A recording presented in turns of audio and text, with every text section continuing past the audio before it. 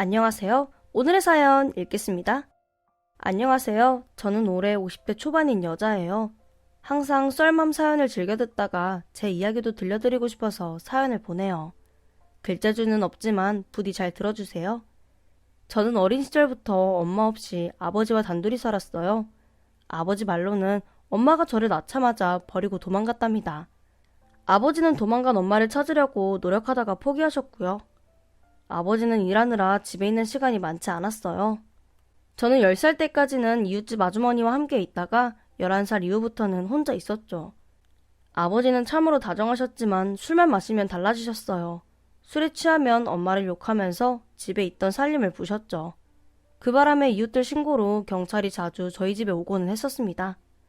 그래도 저는 그런 아버지라도 있어서 좋았어요. 어쨌든 저에게도 가족이 있는 거니까요. 하지만 씨는 저에게 아버지마저도 빼앗고 말았습니다. 아버지가 늦게까지 술을 마시고 집에 오다가 사고를 당하신 거예요. 그 사고로 아버지는 이틀 동안 혼수 상태로 누워있다가 돌아가시고 말았어요. 그 바람에 저는 고아가 되었죠. 아버지 친척 중에 그 누구도 저를 돌보려고 하는 사람이 없었습니다. 오히려 자기들이 저를 떠맡게 될까봐 전전긍긍했었죠. 결국 저는 아버지가 돌아가시고 나서 시설에서 지냈어요. 말하자면 청소년을 위한 보육원 같은 곳이에요. 그곳에서 고등학생 때까지 있다가 고등학교 졸업 후에 그곳을 나왔습니다. 사실 시설에 더 남아있고 싶었는데 20살이 되면 나가야 한다고 하더라고요. 그래도 시설을 운영하던 보호사분 덕분에 나라에서 돈을 받아서 사글세 방을 얻었어요. 그리고 생계를 위해서 닥치는 대로 일했죠. 가난해서 대학은 꿈도 꾸지 못했습니다. 제가 처음에 일하게 된 곳이 고깃집이었는데 아주 악덕한 사장님이었어요. 어리다는 이유로 항상 저를 못살게 굴고 괴롭혔죠. 게다가 월급도 제대로 주지 않았어요. 월급날이 되면 이런저런 핑계를 대면서 돈을 깎았거든요. 마음 같아서는 당장 일을 그만두고 싶었는데 이제 막 20살이 된 저를 받아줄 수 있는 곳이 많지 않더라고요. 그래서 악착같이 참고 버텼죠. 그러던 중에 은인을 만나게 되었습니다. 한창 바쁘게 고깃집에서 서빙하고 있었는데 40대 후반으로 보이는 손님이 저를 조용히 불렀어요. 제가 다가가서 고기 더 드릴까요? 라고 물었는데 고개를 저으면서 아까부터 지켜봤는데 사장님이 엄청나게 괴롭히네요. 라고 하는 거예요. 저는 사장님이 행여나 손님 말을 들을까봐 불안해하면서 괜찮다고 말했어요. 그랬더니 그 손님이 여기서 일하는 거 힘들지 않아요? 라고 묻는 거예요. 저는 힘들지 않다고 대답하고 황급히 자리를 피했죠. 그런데 그 손님이 고깃집을 나가기 전에 저에게 자신의 명함을 건네줬어요. 그러면서 더 대우받고 일할 수 있게 해줄 테니까 찾아오라고 말했죠. 저는 명함을 받고 일주일 동안 고민했습니다. 그러다가 고깃집 쉬는 날에 명함에 있는 주소로 무작정 찾아갔죠. 고깃집에서 30분 정도 떨어진 거리에 있는 회사였는데 직원이 7명 정도가 됐어요. 규모가 작았죠. 저에게 명함을 준 손님은 그 회사 사장님이었습니다. 사장님은 저에게 혹시 산수 잘해요? 라고 물어봤어요. 제가 못하진 않아요. 라고 대답했더니 그럼 됐네. 라고 하면서 다음 달부터 본인 회사에서 격리로 일하라고 말하더군요. 월급도 고깃집에서 주는 것보다 2배나 준다고 하면서요. 저는 바로 고깃집을 그만두고 그 회사로 출근했죠. 차근차근 사장님에게 격리 일을 배워나가면서 일했어요. 처음 해본 일이라 실수도 많이 했지만 사장님은 그런 저를 혼내지 않고 다독여줬죠. 덕분에 저는 자리를 잡고 제대로 일할 수 있었습니다. 무려 그 회사에서 8년 동안 일했죠. 그러던 중 사장님이 저에게 수키 씨는 결혼 안 해? 라고 물어보셨습니다. 제가 웃으면서 먹고 살기도 힘든데 무슨 결혼이에요. 라고 했더니 본인이 좋은 사람을 소개해준다고 하더라고요. 제가 사장님한테 저 고아인 거 아시잖아요. 누가 고아랑 만나려고 하겠어요? 라고 했더니 그건 모르는 일이지. 라고 하면서 한번 만나보라고 하더라고요. 제가 싫다고 거절했는데 끈질기게 따라다니면서 만나보라고 하셨어요. 결국 주말에 그 남자를 만나러 커피숍으로 나갔는데 선한 인상에 풍채 좋은 남자가 저를 기다리고 있더라고요. 마주보고 앉아서 쌍화차를 마시며 대화를 했는데 남자가 계속 땀을 흘렸어요. 저는 그 남자가 더위를 많이 탄다고 생각했는데 알고 보니 긴장한 거였더라고요. 덩치에 맞지 않게 쑥스러움이 많은 남자를 보니 왠지 귀엽다는 생각이 들었어요. 남자는 제가 마음에 들었는지 사귀자고 말하더군요. 제가 그 남자에게 저 고아인 거 아세요? 라고 물었더니 안다고 했습니다. 그래도 사귈 수 있냐고 물었더니 그게 뭐 어떠냐고 하더라고요. 그래서 그 남자와 만나게 되었습니다. 그리고 만난 지 6개월쯤 되었을 때 청혼 받았고요. 제가 남자에게 부모님이 결혼을 반대할 수 있다고 했는데 그럴 리가 없다고 하더라고요. 당당하게 그리 말하길래 믿고 남자 집으로 인사드리러 갔죠. 그런데 정말 반대하지 않으시더라고요. 알고 보니 남자 아버지도 어릴 적 고하셨습니다. 그렇게 저는 그 남자와 결혼했습니다. 그 풍채 좋고 인상 선한 남자가 제 남편이 된 거죠. 남편은 중소기업에서 일하고 있었는데 규모는 작아도 꽤 탄탄한 곳이었어요. 그래서 안정적으로 일할 수 있었죠. 저는 결혼하고 나서도 계속 일을 하다가 임신하면서 그만뒀어요. 제 은인이었던 사장님 밑에서 계속 일하고 싶었는데 아이가 너무 작다고 의사가 일하지 말라고 하더라고요. 어쩔 수 없이 정든 회사와 헤어지고 집에서 살림하면서 육아를 했죠. 힘들게 살다가 결혼하고 나서 안정을 찾으니까 그렇게 행복할 수가 없더라고요. 저는 살면서 시집살이 한번 당한 적이 없어요. 시어머니가 정말 많이 예뻐해 주셨거든요. 진짜 복 중에 복인 거죠. 아이가 작아서 걱정했었는데 다행히 아이도 무사히 출산했습니다. 딸이었는데 남편을 닮아서 눈이 아주 컸죠. 저희 딸은 어렸을 때 잔병치레가 많아서 걱정을 많이 했는데 중학교 들어가고 나서부터는 감기도 한번 걸리지 않았어요. 게다가 체육을 잘해서 동네 남자아이들이 모두 저희 딸을 부러워했죠. 그렇게 행복한 가정을 꾸리고 잘 살고 있었는데 남편이 갑자기 저한테 엄마를 찾고 싶지 않냐고 물었어요.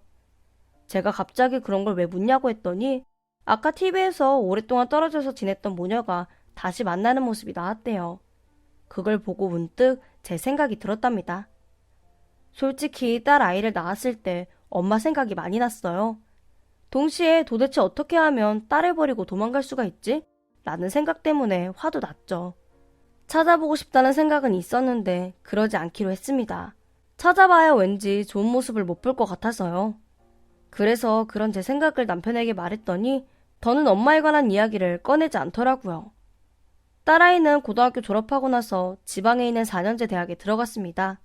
그 바람에 딸아이는 지방에 있는 기숙사에서 살아야 했죠. 딸아이랑 떨어지려니까 마음이 아팠지만 대학 생활을 기대하는 아이를 위해 멋지게 보내줬습니다. 남편은 딸아이 대학을 보내고 나면 부부끼리 자주 여행을 다니자고 했어요. 자기가 60살 때는 크루즈 여행도 보내준다고 했죠. 저는 남편 말대로 노년 생활을 여유롭게 즐길 수 있을 거라고 생각했어요. 하지만 씨는 제가 행복한 모습을 보고 싶지 않았나 봐요. 저에게 엄청난 시련을 주시더라고요. 건강검진을 받았다가 제가 위암이라는 사실을 알게 됐습니다. 의사는 당장 입원해서 항암 치료를 받아야 한다고 했죠. 주기적으로 방사선 치료도 하고요. 그야말로 마른 하늘의 날벼락 같은 일이었어요. 마음이 정리될 때까지 가족들에게 비밀로 하고 싶다는 생각에 혼자서 통원 치료를 시작했습니다. 입원해서 받아야 하는 치료를 통원으로 받는 것이 쉽진 않았습니다. 치료받고 나면 어지럼증이 심해서 집으로 가다가 주저앉기도 여러 번이었죠. 그래도 가족들에게는 말하고 싶지 않았어요. 제가 아픈 걸 알고 나면 가족들이 슬퍼할 테고 그럼 지키고 있었던 행복이 깨지게 되는 거니까요. 가족의 행복을 깨는 사람이 되고 싶진 않더라고요. 하지만 큰 비밀일수록 더 빨리 드러나게 돼 있더군요. 제가 몰래 먹던 약봉지를 남편이 우연히 발견했어요. 남편이 근심 가득한 얼굴로 약봉지를 저에게 보이면서 어디 아프냐고 물었죠. 이미 그럴 때를 대비해서 둘러댈 병까지 생각해 놨었는데 막상 남편 얼굴을 보니까 도저히 거짓말할 수가 없더라고요. 그래서 펑펑 울면서 위암이라고 말했습니다. 남편은 저를 끌어안고 오열했습니다. 그리고 당장 입원해서 치료받자고 했죠. 병원비가 걱정됐는데 요즘 보험에서 다 받을 수 있으니까 안심하라고 하더라고요. 딸아이에게는 남편이 말했어요. 학교에서 공부하고 있어야 할 딸이 펑펑 울면서 집으로 오더라고요. 그리고 학교 그만두고 제 병간호를 하겠다고 말했습니다. 저는 이제 새로운 인생을 시작하는 딸에게 짐이 되고 싶지 않았어요. 그래서 엄마는 걱정하지 말고 학교 생활 충실히 하라고 했죠. 그랬더니 딸이 엄마가 아픈데 내가 어떻게 공부를 해? 라고 하면서 오열하더라고요. 눈물이 날 것 같았지만 꾹 참았습니다. 그리고 딸에게 엄마는 안 죽어. 그러니까 너는 네 할 일 해. 라고 당당하게 말했죠. 그러자 딸이 씩씩하게 눈물을 멈추고 자주 보러 올라오겠다고 하더군요. 이후 저는 남편을 믿고 바로 병원에 입원했어요. 그리고 항암 치료를 시작했죠. 죽고 싶을 만큼 힘들었네요. 매일 속은 뒤틀리고 몸은 쑤셔대고 누군가가 바늘로 제 몸을 찌르는 것 같이 아팠어요. 남편이 그런 제 곁을 지켜주고 싶어 했는데 일을 해야 해서 그럴 수가 없었습니다. 저는 남편에게 나는 걱정하지 말고 편하게 일하라고 했죠. 그렇게 저는 거의 혼자 병실에 있었어요. 이제 막 대학생인 딸아이는 학교에 다녀야 했고 남편은 일해야 했으니까요. 외로워서 혼자 새벽에 온 적도 많아요. 몸도 아픈데 가족이 곁에 없으니까 서럽더라고요. 그러나 참고 견뎠습니다. 가족들 곁에 더욱 오랫동안 있으려면 치료를 이겨내야 했으니까요. 그러던 중 간호사가 저에게 다가와서 이야기를 좀 하자고 했습니다. 제가 무슨 일이냐고 물었더니 간병인을 고용할 생각이 없냐고 묻더라고요. 하지만 제 병원비 때문에 고생하는 남편에게 간병인 비용까지 부담하게 할 순 없었어요. 그래서 필요 없다고 신경 써줘서 고맙다고 말했죠. 그랬더니 간호사가 나라에서 간병인 비용을 부담하는 거니까 걱정 말라고 하더라고요. 무료라고 하니까 기뻤습니다. 간병인만 있으면 남편도 걱정하지 않고 편하게 일할 수 있으니까요. 그래서 필요하다고 고용해달라고 간호사한테 부탁했죠. 남편한테도 그 소식을 전했는데 진짜 좋아하더라고요. 그로부터 일주일 후에 간병인이 왔는데 나이가 제법 있는 어르신이었어요. 제가 조심스럽게 나이를 물어봤더니 60대 초반이라고 하더라고요. 솔직히 걱정이 많이 됐습니다. 40대도 힘든 병간호를 60대가 할 수 있을까 싶어서요. 제가 간병인에게 하실 수 있겠어요? 라고 물어봤는데 걱정하지 말라고 나름 베테랑이라고 하시더라고요. 그렇게까지 말씀하시는데 어쩌겠어요. 믿고 병간호를 맡겼죠. 간병인분은 걱정과 다르게 정말 베테랑이셨어요. 다른 간병인은 쩔쩔매는 일도 능숙하게 하셨죠. 가족보다 더 오랜 시간을 함께 하다 보니까 자연스럽게 간병인과 친해지더라고요. 제가 간병인에게 가족은 어떻게 되냐고 물었더니 5년 전에 남편과는 사별하셨대요. 아들 하나, 딸 하나 있고요. 저는 딸이 하나 있다고 하면서 간병인에게 딸 사진을 보여줬어요. 그런데 물끄러미 제 딸 사진을 보던 간병인이 벼랑간 눈물을 흘리시는 게 아니겠어요? 제가 당황해하면서 왜 우시냐고 했더니 이렇게 예쁜 딸을 두고서 험악한 병에 걸린 제가 안쓰러워서 눈물이 난다고 하시더라고요. 저를 생각해주는 마음이 고마워서 저도 덩달아 눈물을 흘렸죠. 그렇게 함께 울었더니 간병인과 더욱 가까워지더라고요. 함께 있으면 왠지 마음도 편했고요. 간병인은 남편이 있는 주말을 제외하고 거의 24시간 동안 제 곁을 지켜주었습니다. 제가 이렇게까지 할 필요 없다고 집에 가시라고 해도 자신이 좋아서 하는 거라고 하면서 저를 정성껏 보살펴 주셨죠. 저는 그런 간병인을 엄마처럼 생각하면서 잘 의지했어요. 언제 한 번은 간병인에게 엄마 같으세요 라고 말한 적도 있어요. 그 말을 듣고 간병인이 엄마는 어떤 분이셨어요? 라고 묻더라고요. 저는 엄마가 누군지 전혀 모른다고 대답했죠. 어렸을 때부터 아빠랑 둘이 살았다고요. 그랬더니 엄마가 보고 싶지 않냐고 찾아볼 생각은 하지 않느냐고 다시 묻더라고요. 저는 궁금은 하지만 만나지 않는 게 서로에게 더 좋을 것 같다고 대답했어요. 그러자 간병인이 엄마 생각은 다를 수도 있어요 라고 하는 거예요. 그 말을 듣고 엄마는 제가 보고 싶을까요? 라고 물었더니 자식을 보고 싶어 하지 않는 사람은 엄마도 아니에요 라고 하더라고요. 저는 그 말을 듣고 속으로 우리 엄마는 그럼 엄마가 아니네 라고 생각했어요. 왜냐하면 저희 엄마는 저를 보고 싶어 하지 않을 거로 생각했거든요. 솔직히 보고 싶었다면 진작 딸을 찾지 않았겠어요? 그로부터 일주일 후에 남편이 저에게 엄마 이야기를 다시 꺼냈어요. 누워있는 저에게 엄마 정말 안 보고 싶어? 내가 찾아줄까? 라고 물었죠. 그때 제가 힘든 치료를 받아서 예민한 상태였어요. 그래서 남편에게 왜? 내가 죽을까봐 그래? 그래서 죽기 전에 엄마 찾아주고 싶은 거야? 라고 뾰족하게 굴었죠. 그러자 남편이 화를 내면서 왜 그런 소리를 하냐고 하더라고요. 저는 그제야 미안하다고 몸이 너무 힘들어서 그렇다고 했습니다. 남편은 진심으로 저에게 엄마를 찾아주고 싶다고 했어요. 하지만 제가 거절했습니다. 나를 버리고 도망간 엄마에게 잘 사는 모습을 보여줘도 모자랄 판에 이렇게 병들어서 치료받는 모습 보여주고 싶지 않았거든요. 그리고 나서 또 얼마 후에 자고 일어났더니 어느새 제 병실이 1인실이 되어 있더라고요. 놀라서 간병인한테 어떻게 된 일이냐고 물었더니 누군가가 저에게 후원을 해준 거라고 했어요. 도대체 누가 이런 후원을 해줬냐고 했더니 자신은 잘 모르고 남편이 안다고 하더군요. 나중에 남편이 병원에 왔을 때 누가 후원을 해준 거냐고 물었더니 남편 거래처 공장의 사장님이 사정을 알고 큰 돈을 줬다고 하더라고요. 아무리 그래도 1인실은 너무 사치인 것 같아서 거절하려고 했는데 남편이랑 간병인이 그냥 받으라고 했습니다.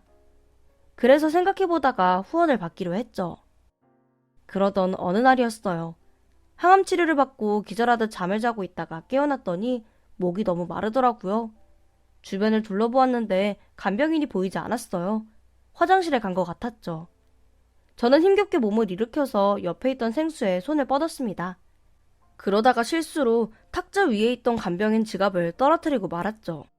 다시 힘겹게 허리를 숙여서 지갑을 주웠는데 지갑에서 웬 사진 한 장이 빠져나왔어요. 사진을 들어서 확인했는데 큰 충격이더라고요. 왜냐하면 그 사진이 제 어렸을 때 사진이었거든요. 정확히 말하면 제 돌사진이었어요. 내 돌사진이 왜 간병인 지갑에 있는 거지? 라는 생각이 드니까 혼란스럽더라고요. 그때 화장실을 다녀온 간병인이 제 손에 있는 사진을 보고 화들짝 놀랐어요. 저는 간병인에게 사진을 보여주면서 왜 내 돌사진을 가지고 있냐고 물어봤죠. 처음에는 간병인이 남편에게 받은 거라고 했어요. 그래서 왜 남편에게 내 사진은 받았냐고 물었죠. 그런데 대답하지 못하고 떫쩔매더라고요. 어쩐지 이상했습니다. 좀 무섭기도 했고요. 간병인한테 혹시 내 뒷조사했어요? 라고 물었는데 손살이 치면서 그런 건 절대로 아니라고 하더라고요. 저는 버럭 소리를 질렀습니다. 그럼 왜 내 사진을 가지고 있냐고요. 그때 일을 마치고 병실에 온 남편이 무슨 일이냐고 물었어요. 저는 남편에게 제 사진을 보여주면서 간병인이 내 사진을 가지고 있었다고 당장 경찰에 신고하라고 했죠. 그러자 남편이 진지한 표정으로 당신 사진을 가지고 계셔도 되는 분이야 라고 하는 게 아니겠어요? 제가 그 말을 듣고 그게 대체 무슨 소리냐고 물었더니 간병인이 자기가 다 설명해주겠다고 하더라고요. 간병인 말을 듣고 남편은 자리를 일부러 피해줬어요. 간병인과 단둘이 병실에 남은 저는 내가 모르고 있는 진실이 있냐고 물었죠. 그랬더니 그렇다고 하면서 놀라운 이야기를 해주더군요. 간병인이 글쎄 제 친엄마랍니다. 사설 탐정을 고용하면서까지 저를 어렵게 찾았다가 제가 암에 걸려서 치료를 받고 있는 사실을 알게 된 거예요. 그래서 아픈 딸을 병간호하기 위해서 간병인으로 온 거고요. 간호사가 나라에서 간병인을 지원해준 거라고 했는데 사실이 아니었어요. 친엄마가 간호사에게 모든 사정을 말하고 부탁을 들어달라고 애원하셨대요. 자신이 딸을 병간호할 수 있게 도와달라고 하면서요. 1인실로 옮긴 것도 남편 직장 사장님 후원이 아니었어요. 친정엄마가 입원비를 부담하신 거였죠. 심지어 제 병원비와 치료비도 친엄마가 내고 있었답니다.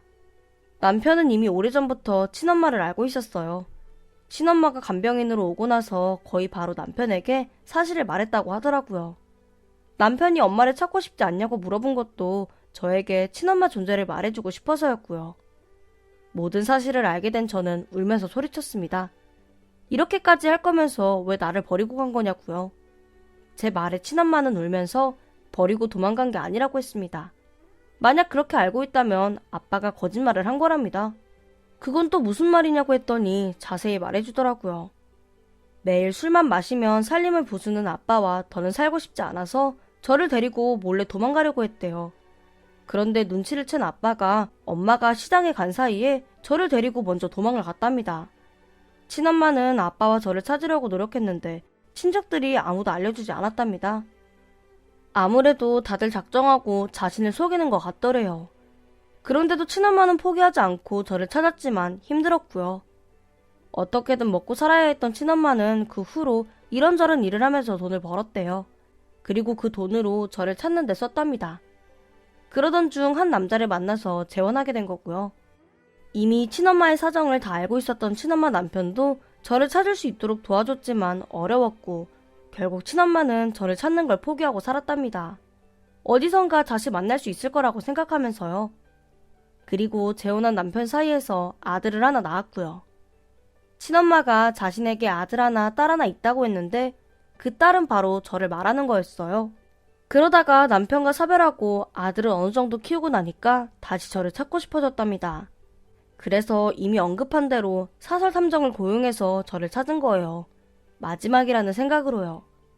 친엄마는 어떻게 엄마가 딸을 두고 도망갈 수 있냐고 자신은 그러지 않았다고 울면서 말했어요. 그러면서 단 한 번도 저를 그리워하지 않은 적이 없다고 하셨죠. 지금까지 아버지의 말이 거짓말이었다는 걸 알고 나니까 더욱 혼란스러워지더라고요. 저는 생각할 시간을 달라고 했습니다. 친엄마는 생각 정리되면 말해달라고 하고 돌아가셨죠. 나중에 남편이 병실에 와서 친엄마에게 피치 못할 사정이 있었던 거니까 용서해주라고 하더라고요. 머리로는 남편 말을 이해할 수 있었는데 마음이 그러지 못했어요. 그동안 쌓여있던 응어리가 아직 다 풀리지 않았던 것 같았습니다. 그렇게 저는 일주일 동안 생각을 정리했어요. 그동안 제 병간호는 남편이 해줬죠. 그런데 한 5일 정도 지났을 때였나요? 자면서 꿈을 꿨는데 친엄마가 나왔습니다. 꿈에서 친엄마가 어린 아기를 안고 웃으면서 사랑한다고 말해줬어요. 왠지 그 어린아이가 저인 것만 같았죠. 아기는 사랑한다는 말을 듣고 깨르륵 웃었습니다. 친엄마는 그런 아기를 보면서 행복한 눈물을 흘렸고요. 꿈에서 깨고 나니까 제가 울고 있더라고요. 왜 그런 꿈을 꿨는지 모르겠지만 어쩐지 친엄마를 이해할 수 있을 것 같았어요. 저는 아침에 친엄마에게 전화해서 병원으로 오라고 말했습니다. 제 전화를 받은 친엄마는 한 걸음에 달려오셨죠. 저는 울면서 엄마를 용서하겠다고 말했습니다. 그리고 지금까지 포기하지 않고 나를 찾아줘서 고맙다고 했죠. 제 말을 들은 친엄마는 주저앉아 오해를 하셨어요. 저도 그 모습을 보고 함께 오해를 했죠. 이후 친엄마는 계속해서 제 간병인을 하셨어요. 제가 괜찮다고 했는데도 끝까지 본인이 하겠다고 고집을 부리셨습니다. 결국 저는 친엄마의 고집을 꺾지 못하고 병간호를 받았고요. 제가 친엄마에게 간병인 베테랑이라는 것도 거짓말이었냐고 물었더니 그건 진짜래요. 재혼한 남편과 사별하고 나서 요양보호사 자격증을 취득했대요. 그리고 나서 어르신들을 돌보거나 몸이 아픈 사람들 병간호를 했답니다. 제가 위암에 걸렸다는 사실을 알았을 때 본인이 요양보호사 자격증을 취득한 것은 신의 뜻이라는 생각이 들었대요. 아픈 딸을 직접 간호해주라는 신의 메시지요. 그래서 더 열심히 제 병간호를 하는 거라고 하셨어요. 그렇게 하면 제 병이 나을 수도 있을 것 같다는 생각이 들어서요. 친엄마는 실제로 정말 열심히 저를 간호해 주셨습니다. 제가 아프면 함께 아파해주고 힘들어하면 저보다 더 힘들어하셨죠. 정말 신의 뜻이었는지 아니면 친엄마의 노력 때문인지 어느 날 의사가 병실에 와서 암 크기가 많이 줄어들었다고 했어요. 그래서 이제는 수술을 받을 수 있게 됐다고요. 엄마는 저보다 더 기뻐하셨어요. 저는 바로 수술 날짜를 잡았습니다. 그리고 일주일 후에 수술을 받았죠. 막상 큰 수술을 받으려고 하니까 긴장이 되더라고요. 친엄마는 그런 제 손을 꽉 잡아주면서 끝까지 엄마가 옆에 있을게 라고 말씀해 주셨어요.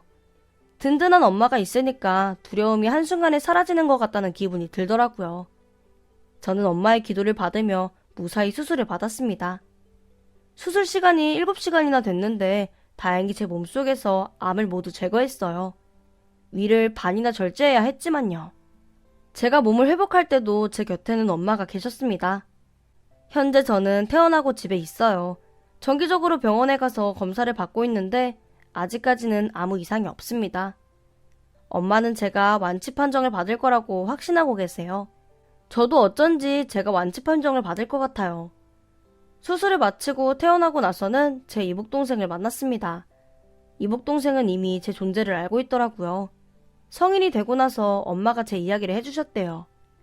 다행히 이복동생도 결혼해서 잘 살고 있더군요. 지금 저희 부부는 엄마와 함께 살고 있어요. 그건 저희 남편이 먼저 제안한 거예요.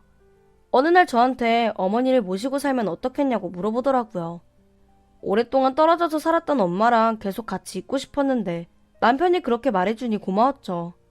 엄마는 신세지기 싫다고 한번 거절하셨다가 저랑 남편이 사정하니까 그러자고 해주셨어요.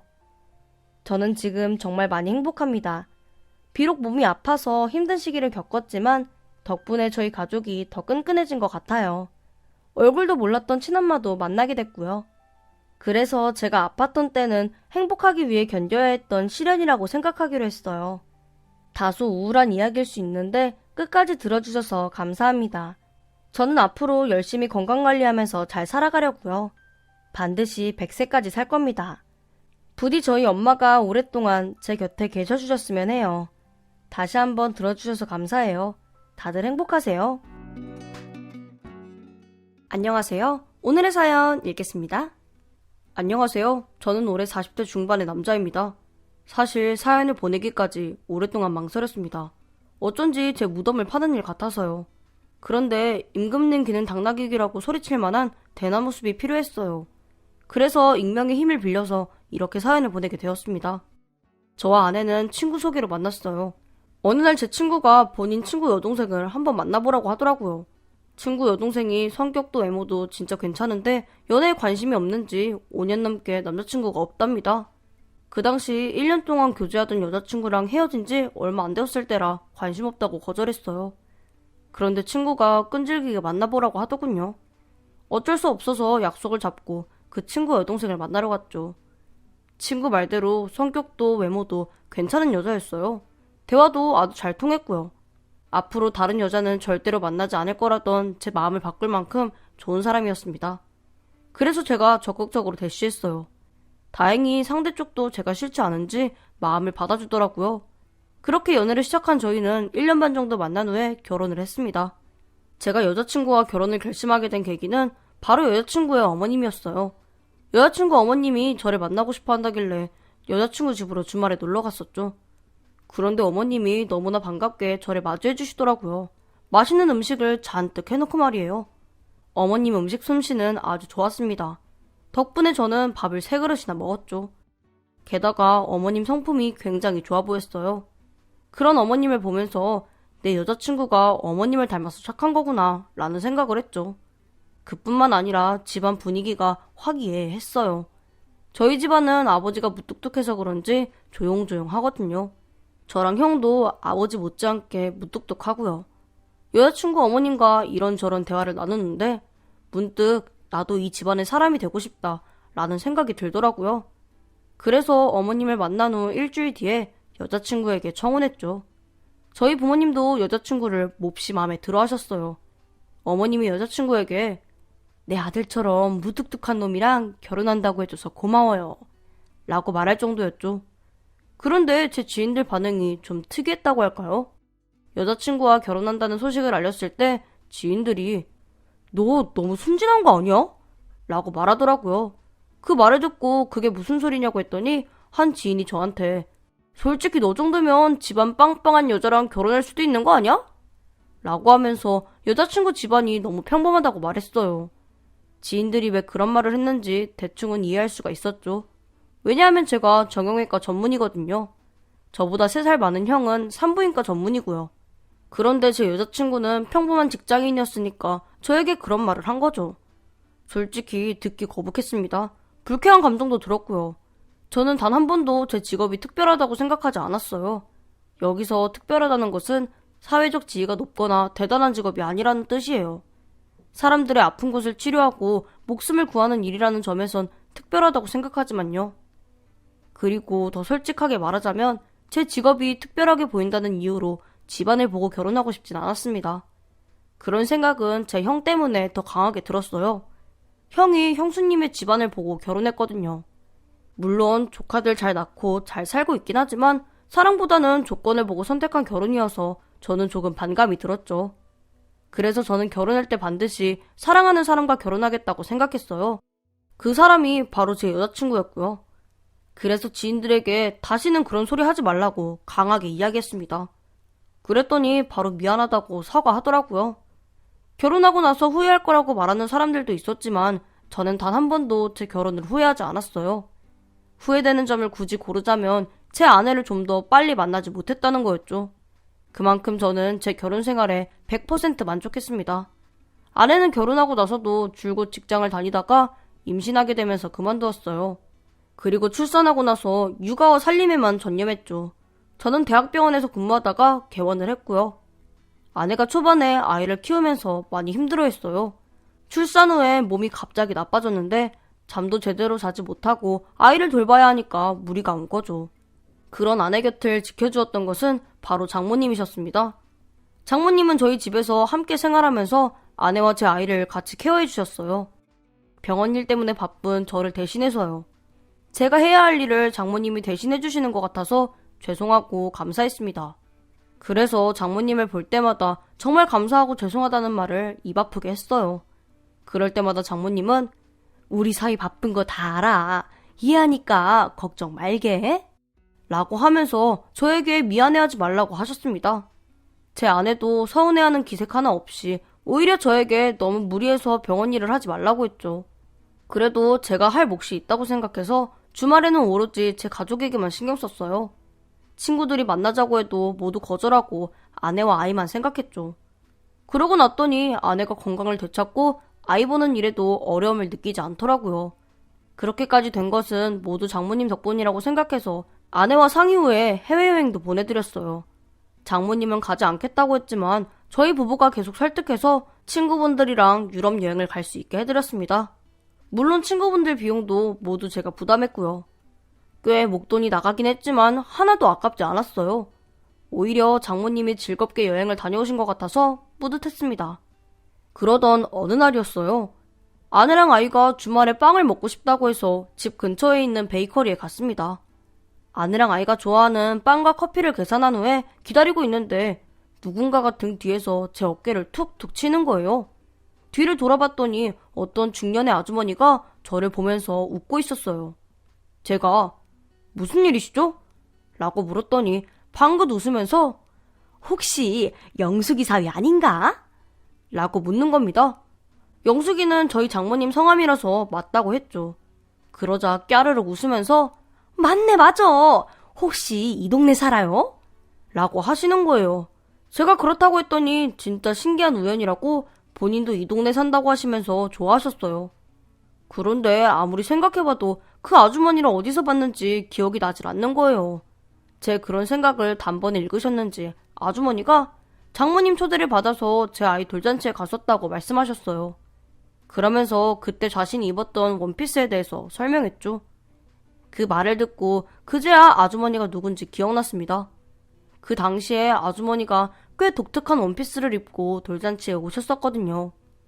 제가 기억난 것 같은 표정을 보이자 아주머니가 웃으시면서 영숙이는 잘 지내요? 라고 물어보셨어요. 그래서 제가 잘 지내고 계세요. 요즘 장모님이랑 연락 안 하세요? 라고 했죠. 그러자 아주머니가 어색하게 웃으면서 좀 바빠서 연락을 못했어요. 라고 하시더니 뜬금없이 저에게 근데 혹시 얌전한 고양이가 부뚜막에 먼저 올라간다는 속담 알아요? 라고 물으시는 거예요. 워낙 유명하고 익숙한 속담이어서 안다고 대답했죠. 그러면서 근데 그게 왜요? 라고 물었어요. 그랬더니 아주머니가 아니 그냥 그렇다고 라고 하더니 다음에 또 보자는 말을 남기고 먼저 떠나셨습니다. 아주머니 말이 좀 걸리긴 했지만 그때 봤던 원피스만큼이나 참 특이하신 분이네? 라고 생각하고 넘겼죠. 집에 가서 아내에게 그 아주머니 이야기를 했더니 아내 역시 저처럼 참 특이한 분이신 것 같다고 하더라고요. 그러고 나서 몇 달이 지났을 때였어요. 병원 일을 마치고 집에 왔는데 그날따라 아내 표정이 좋지 않은 거예요. 제가 아내에게 어디 아프냐고 물었더니 그런 건 아닌데 요즘 자꾸 이상한 전화가 와 라고 하는 겁니다. 그 말을 듣고 이상한 전화? 라고 물었더니 아내가 발신번호 표시 제한으로 일주일 전부터 전화가 왔어. 처음엔 안 받았는데 계속해서 하니까 받게 되더라고. 근데 막상 받으면 아무 말 안 하고 그냥 끊어. 아내 말을 듣고 스팸 전화 아니냐고 했더니 본인도 그런 것 같긴 한데 계속 전화가 오니까 신경이 쓰인다고 했어요. 저는 분명 스팸 아니면 장난 전화일 테니까 너무 신경 쓰지 말라고 했죠. 그런데 아내에게 일어난 이상한 일이 저에게도 일어나기 시작했어요. 아내에게 그 말을 듣고 3일 후에 저에게도 발신번호 표시 제한으로 전화가 오기 시작하더군요. 스팸인 줄 알고 받지 않았는데 계속해서 전화가 왔어요. 그래서 받았는데 한 10초 동안 아무 말도 하지 않다가 그냥 끊더라고요. 왠지 아내에게 전화를 한 사람과 동일 인물인 것 같다는 느낌이 들었죠. 하지만 아내에겐 말하지 않았습니다. 괜히 아내가 신경 쓰는 게 싫었으니까요. 전화가 왔을 때 소리를 지르고 욕도 해봤습니다. 계속해서 전화하면 경찰에 신고할 거라는 말도 해봤죠. 그렇게 하면 한 일주일 정도는 전화가 오지 않았는데 그 이후에 계속 전화가 왔어요. 은근슬쩍 아내한테 그런 전화가 요즘도 오냐고 물었는데 온다고 하더라고요. 고민하다가 친한 친구한테 얘기했더니 스토커나 변태 아니냐고 하면서 당장 신고하라고 하더군요. 친구 말대로 신고해야 하나? 진지하게 고민하고 있었는데 그 이상한 전화가 다시 걸려왔습니다.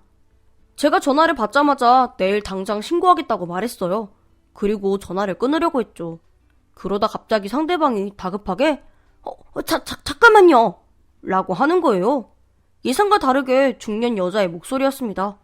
제가 그 중년 여자에게 도대체 왜 나랑 아내에게 계속 이런 전화를 하는 거냐고 물었더니 하고 싶은 말이 있는데 용기가 나지 않아서 그런 거라고 미안하다고 하는 거예요. 제가 도대체 하고 싶은 말이 뭐냐고 물었더니 다 말해줄 테니까 만나자고 했습니다. 저는 도대체 하고 싶은 말이 뭔지 궁금했던 터라 그러자고 했죠. 이틀 후에 약속 장소로 나갔는데 전혀 예상하지 못했던 여자가 저를 기다리고 있었어요.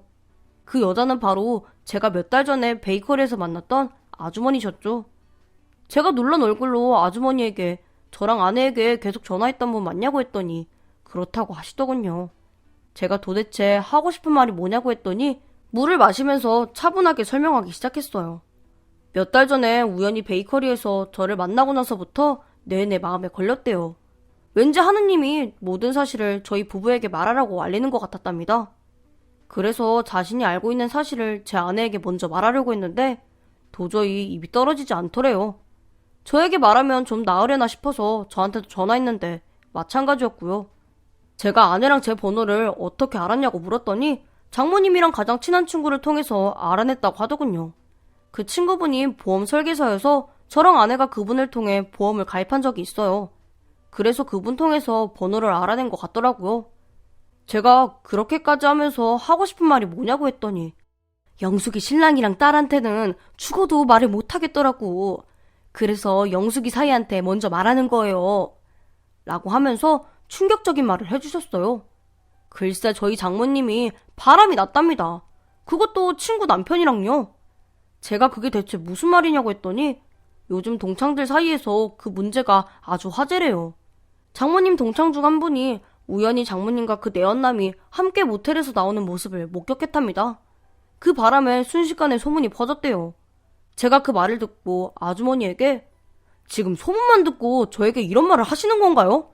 라고 했더니 그 동창분이 확실하게 봤다면서 장모님 단속을 잘하라고 했어요. 저는 당연히 말이 안 되는 소리라고 생각했습니다. 제가 아는 장모님은 절대 그럴 분이 아니었으니까요. 게다가 아주머니가 말씀하신 동창 중에 장모님을 질투하는 분들이 꽤 많았던 걸로 알아요. 저희 부부가 결혼했을 때 동창들이 장모님에게 의사 사이 봐서 좋겠다고 질투했거든요. 그래서 아주머니에게 버럭 화를 내면서 그런 소리 하지 말라고 했습니다. 그러면서 한 번만 더 그런 유언비어를 퍼뜨리면 명예훼손으로 고소할 거라고 말했죠. 그랬더니 본인 말이 진짜라고 하시면서 원한다면 불륜 현장을 목격한 그 친구분을 연결해줄 수도 있다고 하더군요. 저는 만날 필요 없다고 다시는 연락하지 말라고 단호하게 말한 후 돌아갔어요. 들어봐야 좋은 이야기는 아니어서 아내에게 따로 말하지 않았습니다. 그러고 나서 일주일 후인가? 늦은 밤이었는데 대학 병원에서 근무했을 때 친하게 지냈던 강 선생님에게 전화가 왔어요. 제가 반갑게 전화를 받으면서 어쩐 일이냐고 잘 지내고 있냐고 물었죠. 그런데 강 선생님이 심각한 목소리로 지금 응급실로 좀 와달라고 하는 거예요. 제가 무슨 일이냐고 물었더니 직접 와서 보면 알 거라고 했습니다. 그러면서 저에게 모른 척 할 수가 없어서 연락하는 거니까 지금 바로 응급실로 좀 와주세요. 라고 하더군요. 목소리만 들어봐도 큰일인 것 같았죠. 그래서 아내에게 상황을 대충 설명하고 병원 응급실로 향했습니다. 병원 응급실에 가니까 바쁘게 오고 가던 의사 선생님들과 간호사들이 저의 등장에 일제히 저만 보기 시작했어요. 어쩐지 분위기가 좀 묘하더군요. 무슨 일이지? 라는 생각을 했는데 저에게 전화했던 강 선생님이 저에게 다가왔습니다. 제가 강 선생님에게 대체 무슨 일이냐고 물었더니 난처한 표정으로 선생님이 확인을 좀 하셔야 될 것 같아서요. 라고 했습니다. 말을 듣고 확인이요? 대체 무슨 확인이요? 라고 했더니 따라오라고 하면서 저를 커튼이 모두 쳐진 자리로 데리고 갔습니다. 그 자리에선 비명소리가 들려왔고요. 엉겁결에 선생님에 따라서 그쪽으로 갔는데 모여있던 의사 선생님들이 모두 저를 보면서 미묘한 표정을 짓고 있는 거예요. 제가 대체 왜 그러냐고 하면서 커튼 뒤에서 비명을 지르는 중년 여성에게로 눈을 돌렸어요. 그리고 경악했죠. 응급실에 있던 선생님들이 왜 제 눈치를 봤는지 그제야 이해할 수 있을 것 같더군요. 왜냐하면 그 비명을 지르던 중년의 여성이 바로 제 장모님이었거든요. 그런데 어쩐지 장모님의 의상이 좀 이상했어요. 아니, 이상하다기보다는 조금 특이하다고 해야 할까요? 장모님이 머리부터 발끝까지 가죽으로 된 옷을 입고 있었는데 엉덩이 부분에 긴 꼬리가 달려있더라고요. 마치 고양이처럼요. 장모님은 연신 아프다며 비명을 내질렀어요. 담당 선생님은 조금만 참으시라며 장모님을 달랬고요. 더 황당한 것은 그런 장모님 곁에 똑같이 가죽옷을 입고 있는 어떤 중년의 남성이 있었다는 겁니다.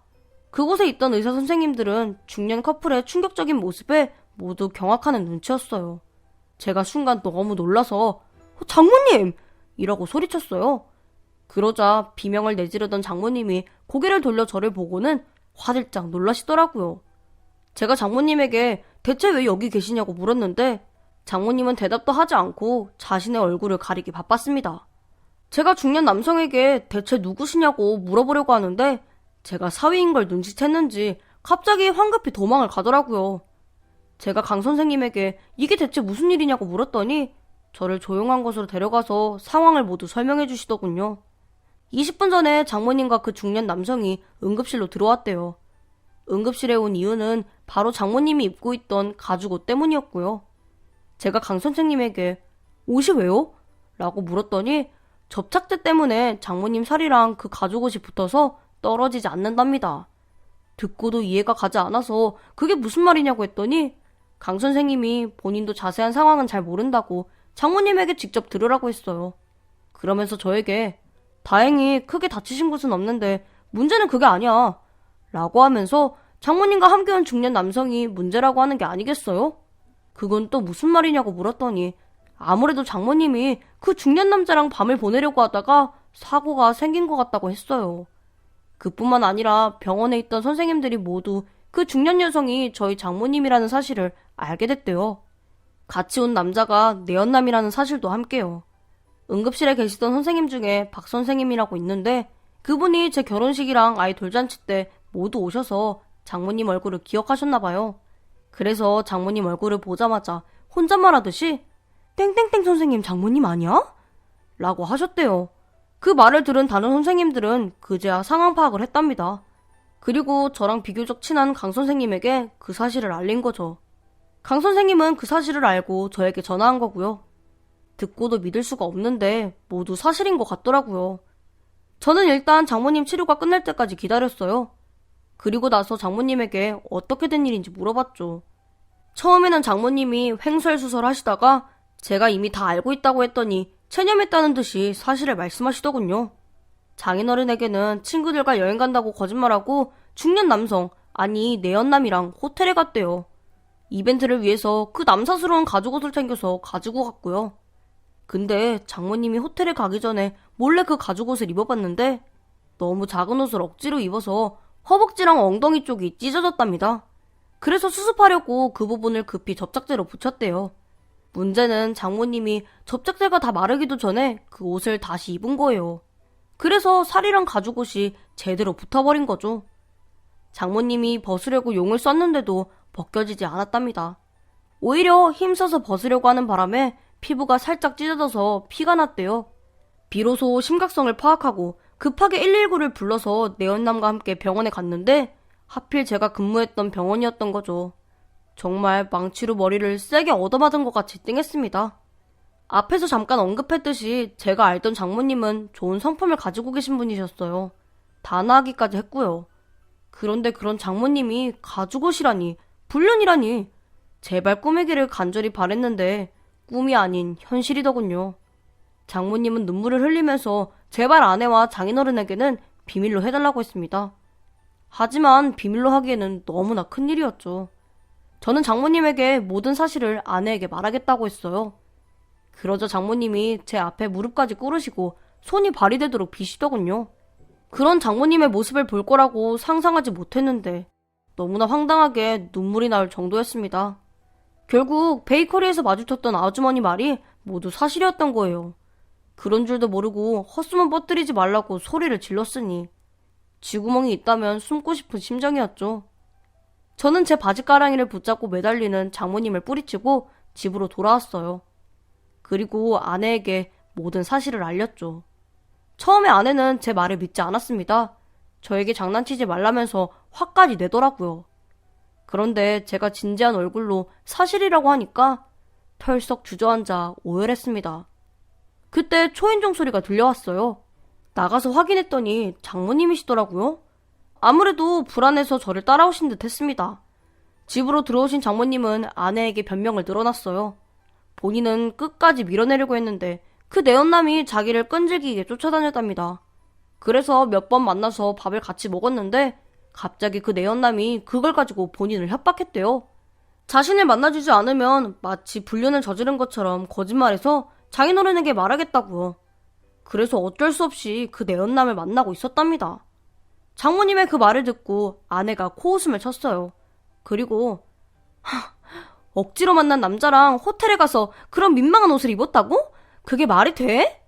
라고 말했죠. 그러자 장모님이 그 민망한 옷도 내연남이 입으라고 시킨 거라고 하더군요. 솔직히 억지로 입게 된 가죽옷을 전날 미리 입어봤다는 게 말이 됩니까? 아내도 당연히 그 말을 믿지 않았어요. 아내는 장인어른에게 모든 사실을 알리겠다고 했습니다. 그런데 장모님이 저한테 그랬던 것처럼 아내 앞에 무릎을 꿇고 빌더라고요. 제발 말하지 말아달라고 하면서요. 하지만 단호하게 마음먹은 아내는 바로 장인어른을 집으로 불렀습니다. 그리고 장모님의 불륜 사실을 모두 장인어른에게 알렸죠. 장모님은 아내에게 그랬던 것처럼 장인어른에게도 똑같은 변명을 늘어놨어요. 그러나 장인어른은 믿지 않으셨죠. 장인어른은 불같이 화를 내면서 당장 이혼하자고 말했습니다. 장모님은 이혼만은 할 수 없다며 한 번만 용서해달라고 했지만 물론 소용없었죠. 장인어른은 합의 이혼해주지 않으면 소송을 걸 거라는 말을 남기고 집으로 돌아가셨어요. 장모님이 눈물을 흘리시면서 아내에게 저희 집에서 지낼 수 있도록 도와달라고 했는데 아내가 거절했습니다. 그리고 장모님을 집에서 쫓아냈죠. 그리고 이틀 후에 동네 카페에서 장모님의 내연남을 만났어요. 베이커리에서 만났던 아주머니 말대로 장모님 친구의 남편이더라고요. 그 내연남이 해준 말은 더 충격적이었습니다. 장모님이 먼저 내연남에게 만나자고 전화를 했답니다. 그래서 만나서 술을 한잔 했는데 갑자기 장모님이 내연남을 유혹하기 시작했대요. 평소에 장모님을 좋게 보고 있었던 내연남은 그 유혹에 넘어간 거고요. 나중에 장모님 동창분들에게 확인하니까 그 내연남이 주식으로 돈을 많이 벌어서 집을 세 채나 가지고 있었더라고요. 그 사실을 알고 장모님이 입버릇처럼 그런 남편이 있어서 부럽다고 했답니다. 그 말을 들은 친구들이 너는 의사 사위 있잖아 라고 했는데 장모님이 의사 사위는 나한테 집 안 사주잖아 라고 하면서 한숨을 내쉬었다네요. 참으로 어이가 없더라고요. 장인어른이 이혼 소송을 진행하려고 했는데 장모님이 결국 포기했는지 합의 이혼을 해주셨어요. 현재 장모님은 이혼당한 후에 이모님 집에서 신세를 지고 있습니다. 장모님이 계속해서 저와 아내에게 전화를 하는데 받지 않고 있어요. 아내는 죽을 때까지 장모님 얼굴을 보고 싶지 않다네요. 저도 이렇게 충격이 큰데 딸인 아내는 얼마나 큰 충격을 받았겠어요. 그리고 당연히 내연남 부인도 모든 사실을 알게 됐어요. 저는 병원 일 때문에 현장을 직접 보진 못했는데 내연남 부인이 장모님을 찾아가서 머리채를 잡았다고 하더라고요. 이모님이랑 아내가 말리지 않았으면 더 큰일이 벌어졌을지도 모른다네요. 아무튼 현재 내연남도 이혼을 당한 상태예요. 그뿐만 아니라 내연남 부인이 장모님에게 소송까지 걸었어요. 그 바람에 장모님은 거액의 위자료를 내야만 했고요. 생각하면 생각할수록 황당하기만 합니다. 제가 그동안 봤던 장모님은 대체 누구였을까? 그 모습이 진짠지 내연남과 불륜을 저질렀던 장모님이 진짠지 아직도 모르겠어요. 사람을 완전히 믿지 못할 것 같다는 생각도 가끔 들고요. 저희 부모님에게는 차마 모든 사실을 말하지 못했습니다. 제 아내를 위해서라도 말하지 않는 게 나을 것 같더라고요. 그래서 부모님에게는 장인어른 장모님이 이혼한 사실만 알렸습니다. 나중에 따로 어머니가 왜 이혼하셨는지 묻길래 그냥 예전부터 두 분 사이가 좋지 않았다고만 말했어요. 저희 부부도 그 사실을 전혀 몰랐다가 이혼한다는 얘기를 듣고 알게 됐다고요. 그렇게 말하니까 어머니가 그럴 수도 있지 라고 하면서 그냥 넘어가시더라고요. 장모님이 그런 일을 저질렀다고 해서 아내를 향한 제 마음이 변하진 않습니다. 아내와의 결혼을 결심한 이유가 장모님이긴 하지만 장모님이 그 이유의 전부는 아니니까요. 요즘도 아내는 저에게 미안하다는 말을 자주 해요. 그럴 때마다 당신이 미안할 일 아니니까 신경 쓰지 마 라고 말하죠. 저는 장모님 때문에 아내가 죄인처럼 살기를 원하지 않아요. 장모님 잘못이지 아내 잘못은 아니니까요.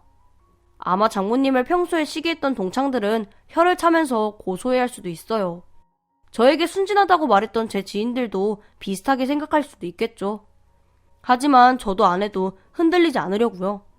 아무리 모진 풍파가 불어닥쳐도 저희 부부는 슬기롭게 극복해 나갈 겁니다. 기나긴 제 사연을 들어주셔서 감사드려요.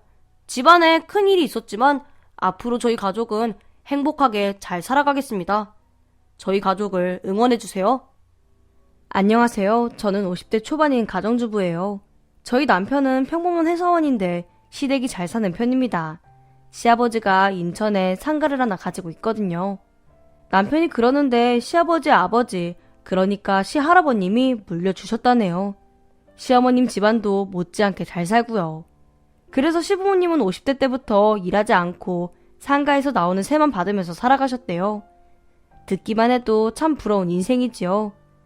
아무튼 워낙 잘 나가는 시댁이어서 그런지 시어머니는 저희 부부가 결혼하는 것을 강하게 반대하셨어요. 남편에게 저랑 만약 결혼하면 부모와 자식 간의 연을 끊겠다고까지 말했답니다. 그런데도 저랑 남편은 결혼하게 됐어요. 왜냐하면 시아버님이 저를 매우 좋아하셨거든요.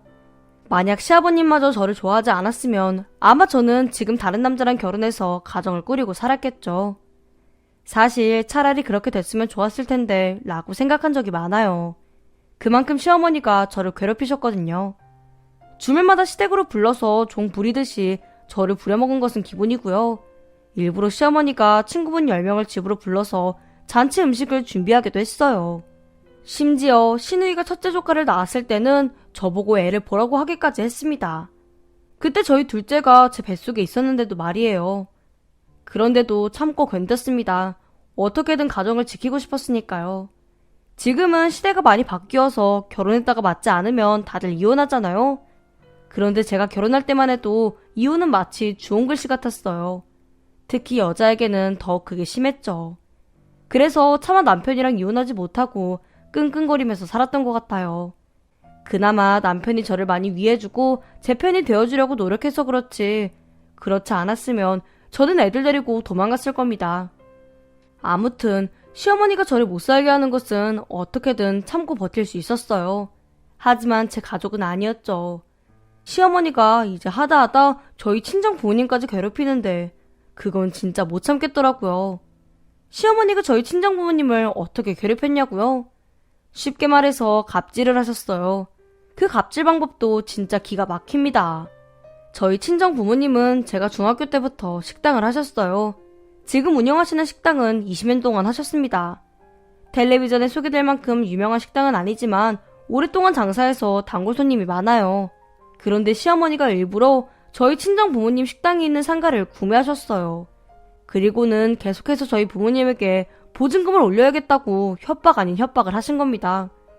게다가 그게 끝이 아니라 그걸 약돈 잡아서 저까지 힘들게 하셨어요. 하루는 시어머니가 시댁으로 저를 불렀어요. 그래서 갔더니 팔짱을 낀 채로 저를 보면서 시어머니가 말씀하셨죠. 너, 네 친정엄마한테 들었니? 내가 보증금 올려달라고 한 거? 네, 들었어요. 그런데요, 어머님. 보증금을 그렇게 많이 올려달라고 하시면. 왜? 그 돈이 없니? 그렇게 오랫동안 장사했는데 그만한 돈도 없으면 어쩌니? 하는 수 없지. 그러면 식당 빼야겠네. 아시잖아요, 어머님. 저희 부모님 거기서 20년 넘게 장사하셨어요. 그런데 갑자기 식당을 빼라고 하시면. 그건 내가 알 바가 아니지. 그게 싫으면 보증금을 더 주든가. 어머님, 차라리 저한테만 그러세요. 왜 저희 친정부모님까지. 어머, 얘 좀 봐라. 누가 보면 내가 너랑 너희 부모님을 쥐잡듯이 잡는 줄 알겠다. 내가 못할 짓 했니? 건물주가 보증금 올려달라고 하는 건 당연한 거 아니니? 그런 식으로 어머님이 뻔뻔하게 말씀하시는데 저는 뭐라고 할 수 없더라고요. 그래서 알겠다고 생각해보겠다고 할 수밖에 없었네요. 당장 그 많은 보증금을 준비할 수 없었던 친정엄마는 본인이 직접 시어머니랑 대화해보겠다고 했어요. 저는 그럴 필요 없다고 했지만 친정엄마 입장은 그게 아니었죠. 그래서 반찬이랑 김치를 바리바리 싸들고 친정엄마가 시댁으로 가셨어요. 그리고 애원하듯이 시어머니에게 말씀하셨습니다. 사부인, 이거 제가 직접 새벽부터 만든 김치랑 반찬이에요. 좀 드셔보세요. 이 많은 걸 다 들고 어쩐 일로 찾아오셨어요? 다름이 아니라 보증금 문제로 상의 드릴 게 있어서요. 혹시 내지 못하겠다는 말씀하러 오신 건 아니죠? 그건 아니고요. 당장 그 돈을 준비할 수가 없어서요. 조금만 시간을 주시면 저희가 어떻게든. 아니요. 아무리 가까운 사이라고 해도 콩사는 구분해야죠. 일주일 안으로 올린 보증금 제 통장으로 넣으세요. 못하면 식당 뺍니다. 사부인, 그러지 마시고. 친정엄마는 시어머니 팔을 붙잡고 사정하셨어요. 하지만 시어머니는 그런 친정엄마의 손을 거칠게 뿌리치셨죠. 그러면서 저희 친정엄마에게 시어머니가 말씀하셨습니다. 그러면 건물 청소라도 하세요. 그렇게 하면 제가 보증금을 반으로 깎아서 올릴게요. 어떠세요? 보다 못한 제가 나서서 한마디 하려고 했는데 친정엄마가 급하게 저를 가로막으셨어요. 그리고 시어머니에게 청소를 하겠다고 했습니다. 그날 친정엄마 붙들고 어찌나 울었던지 그 수모와 모욕감은 이루 말할 수 없었어요. 결국 저희 친정엄마는 일주일에 2번씩 시어머니의 건물을 청소했어요. 그런데 그 사실을 남동생이 제 남편에게 말한 거예요. 제가 자존심 때문에 남편에게 말하지 않았거든요. 남동생에게 이야기를 전해들은 남편이 저에게 말했어요. 어머니가 장모님 장인어른 식당 상가 구매하셨다며? 왜 나한테 말 안 했어? 뭘 얘기해. 별일도 아닌데. 별일 아닌 게 아니잖아. 어머니가 지금 장모님이랑 장인어른 곤란하게 하고 있다며. 그럼 당연히 나한테 말을 했어야지. 당신한테 말하면 뾰족한 수라도 있어? 만약 당신이 어머니한테 말했어봐. 어머니가 더 난리를 치면서 당장 식당 빼라고 했을걸? 제 말을 들은 남편은 저에게 돈 봉투를 내밀었어요. 그러면서 대답했죠. 어머니가 올려달라고 한 보증금이야. 이거 당신이 장모님께 드려. 그리고 청소 그만하시라고 해. 됐어. 괜히 어머니한테 책 잡힐 일 하고 싶지 않아. 그냥 식당 정리하게 할 거야. 엄마랑 아버지도 그렇게 하신대. 어차피 연세도 많이 드셔서 오랜 못 하시니까. 괜히 마음에도 없는 말 하지 마. 장모님 장인어른이 계속 식당 하고 싶어 하시는 거 알잖아. 우리가 말 안 하면 어머니 절대 몰라. 그러니까 그냥 당신이 돈을 마련한 걸로 해서 보증금 전해드려. 그 말을 듣는 순간 참았던 눈물이 쏟아졌어요. 그랬더니 남편이 저를 안아주면서 정말 미안하다고 하더라고요.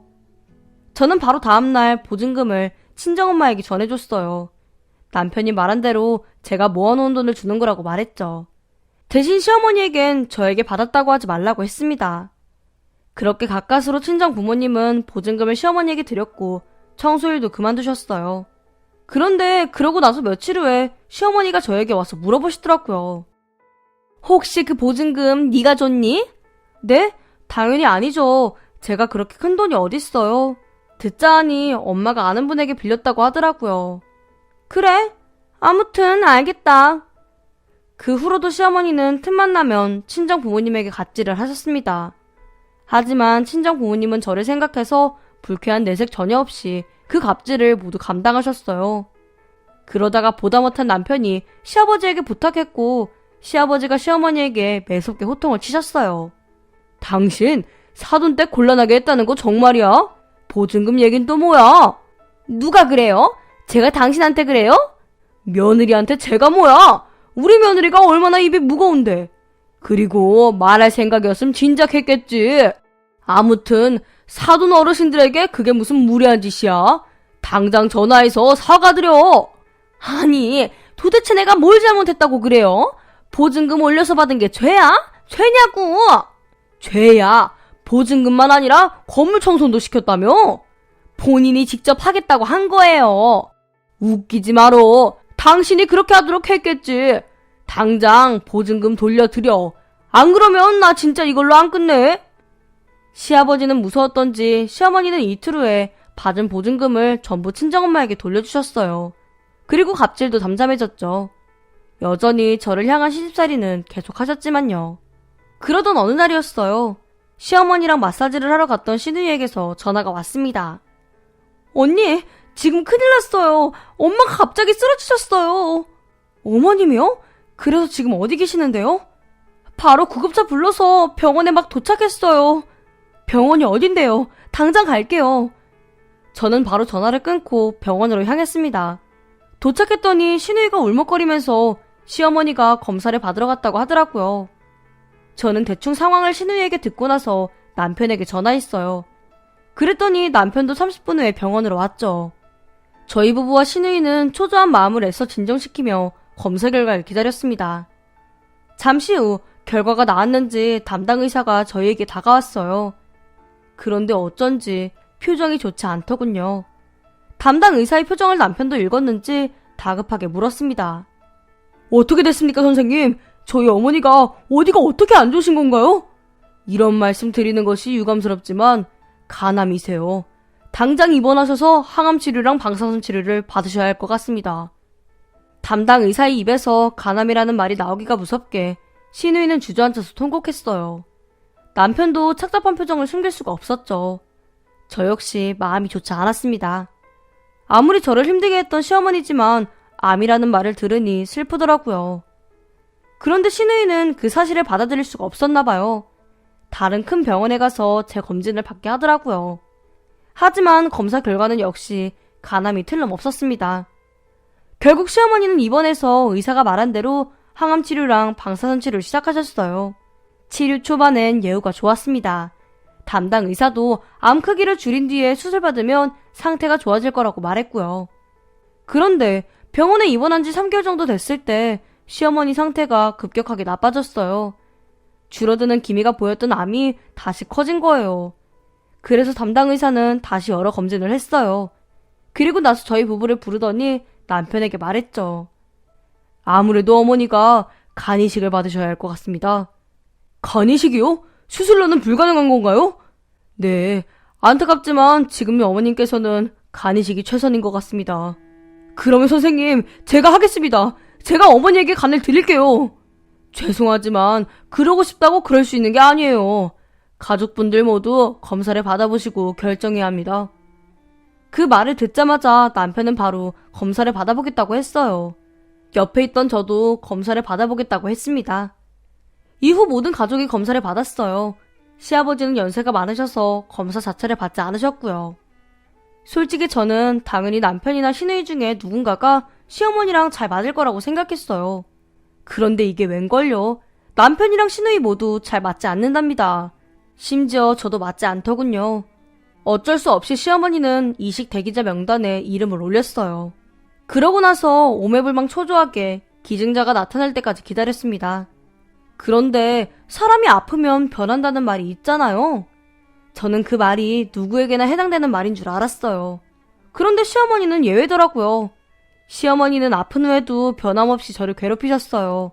병원 밥이 맛이 없다고 하면서 저에게 매일매일 새로운 반찬을 가지고 오게 했는데 반찬이 마음에 들지 않으면 사람들이 보는 앞에서 반찬통을 엎어버리시더군요. 그리고 저를 하루 종일 본인 옆에 있게 했습니다. 화장실 갈 때도 시어머니 허락을 받아야만 했어요. 당연히 시어머니 속옷도 제가 손으로 빨았어요. 그런데도 시어머니는 고마워하지 않았습니다. 마치 당연하다는 듯이 구시면서요. 하지만 저는 힘든 내색도 하지 않고 묵묵히 그것들을 모두 건졌습니다. 그러던 중 시어머니랑 같은 병실을 쓰시던 아주머니가 시어머니에게 한 소리 하셨어요. 내가 남의 집안일이라 참으려고 했는데 말이에요. 며느리한테 너무한 거 아니에요? 내가 뭘요? 누가 보면 며느리가 아니라 파출부인 줄 알겠어요. 왜 그렇게 못 잡아먹어서 안달이에요? 허, 내가 언제? 그리고 내가 내 며느리를 잡아먹든 말든 당신이 무슨 상관이야? 어이구, 아프다더니 순뻥인가 보네. 기차 화통을 삶아먹었나? 왜 저렇게 목소리가 커? 며느리가 불쌍하다 불쌍해. 뭐야? 네가 뭔데 이래라 저래라야? 시어머니가 고함과 욕설을 내뱉으면서 성질을 냈습니다. 그랬더니 같은 병실을 쓰던 다른 환자분들이랑 보호자분들도 시어머니에게 제발 조용히 하라고 하더라고요. 그리고 어떤 보호자분은 간호사님에게 항의까지 했어요. 그래서 간호사님이 저를 따로 조용히 불러서 말했죠. 저기 죄송하지만 어머님 좀 부탁드려요. 어머님 때문에 다른 환자분들이랑 보호자분들이 불만이 많으신 것 같아요. 죄송합니다. 제가 더 잘 살필게요. 그러지 말고 1인실 사용은 어떠세요? 그러시는 게 어머님에게도 편할 것 같은데요. 이후 저는 가족들과 상의 끝에 시어머니를 1인실로 옮겼어요. 그리고 났더니 시어머니가 더 심하게 저를 시집살이 시키더라고요. 남편이 그 모습을 보고 안 되겠다고 생각했는지 간병인을 고용했어요. 하지만 간병인은 일주일도 넘기지 못하고 모두 그만두었죠. 하나같이 시어머니의 성질을 이기지 못하겠다고 하면서요. 그러자 남편이 한계가 왔는지 시어머니에게 말하더군요. 어머니, 왜 자꾸 이러시는 거예요? 왜 자꾸 간병인분들을 힘들게 하세요?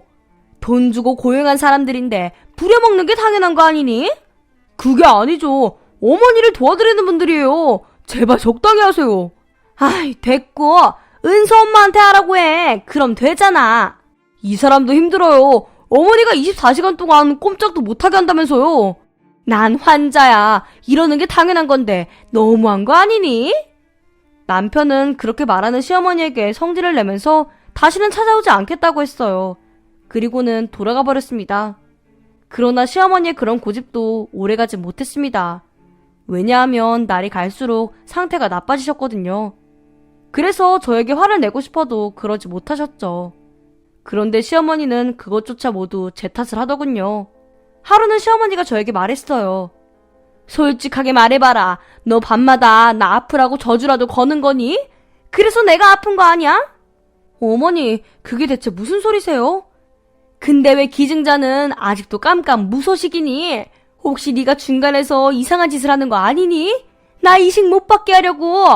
어머니, 제발 그만하세요. 이러시는 거 어머니에게도 좋지 않아요. 그러니까 그만하시고 한숨 주무세요.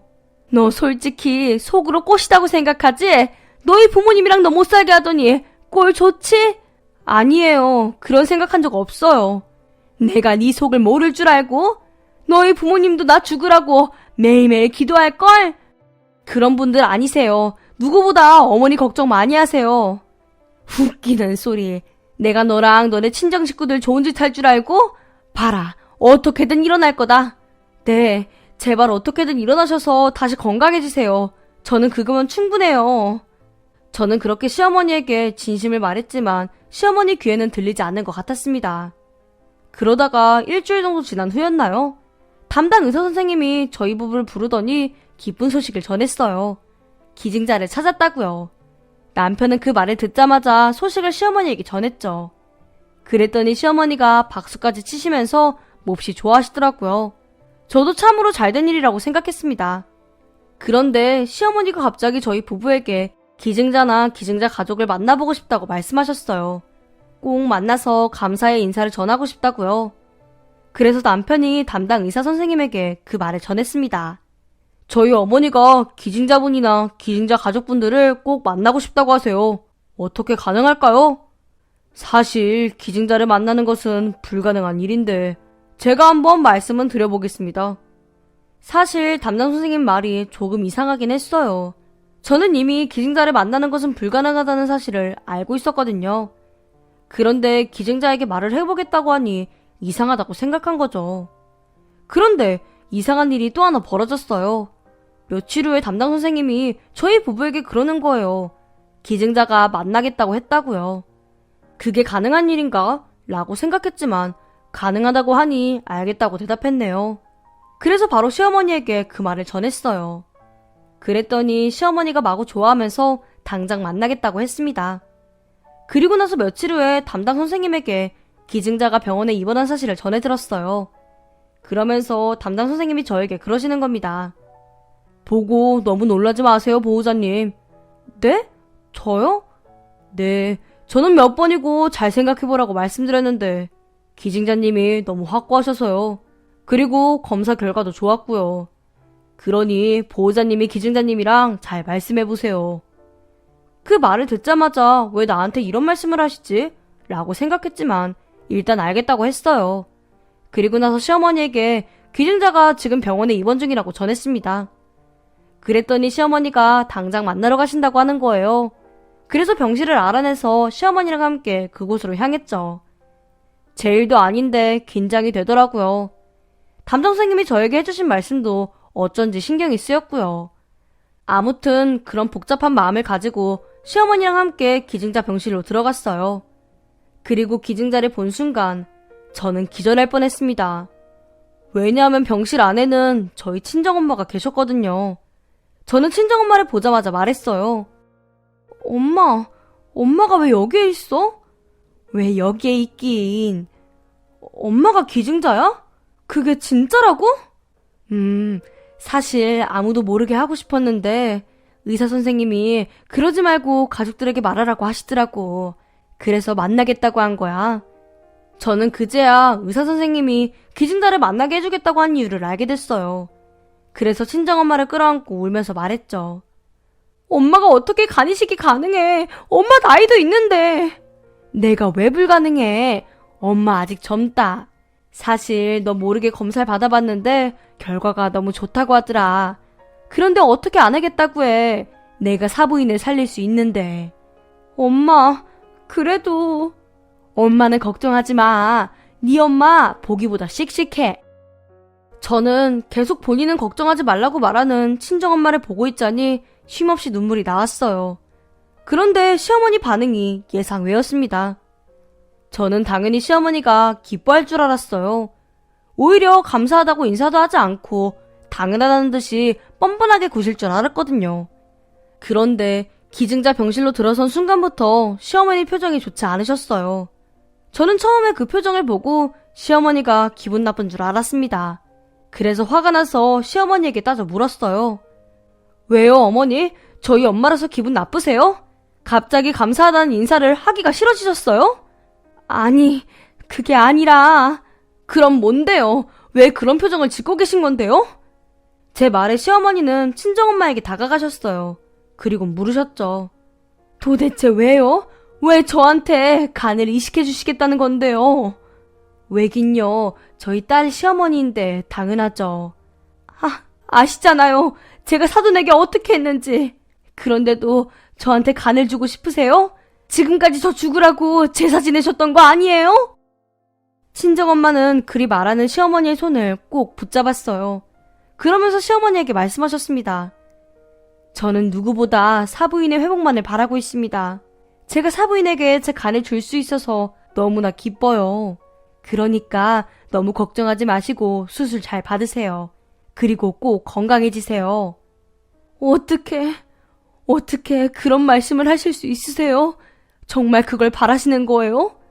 네, 정말 바라고 있습니다, 사부인. 그 순간 시어머니가 펑펑 울기 시작했어요.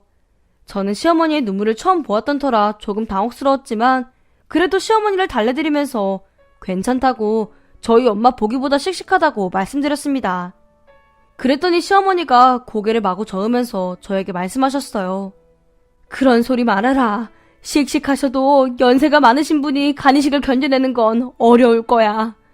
저도 그 부분이 조금 걱정되지만 엄마 뜻을 존중하기로 했어요. 그러니까 걱정하지 마시고 수술 받으세요, 어머니. 아니야. 내가 어떻게 그러니? 나는 못한다. 나는 못해.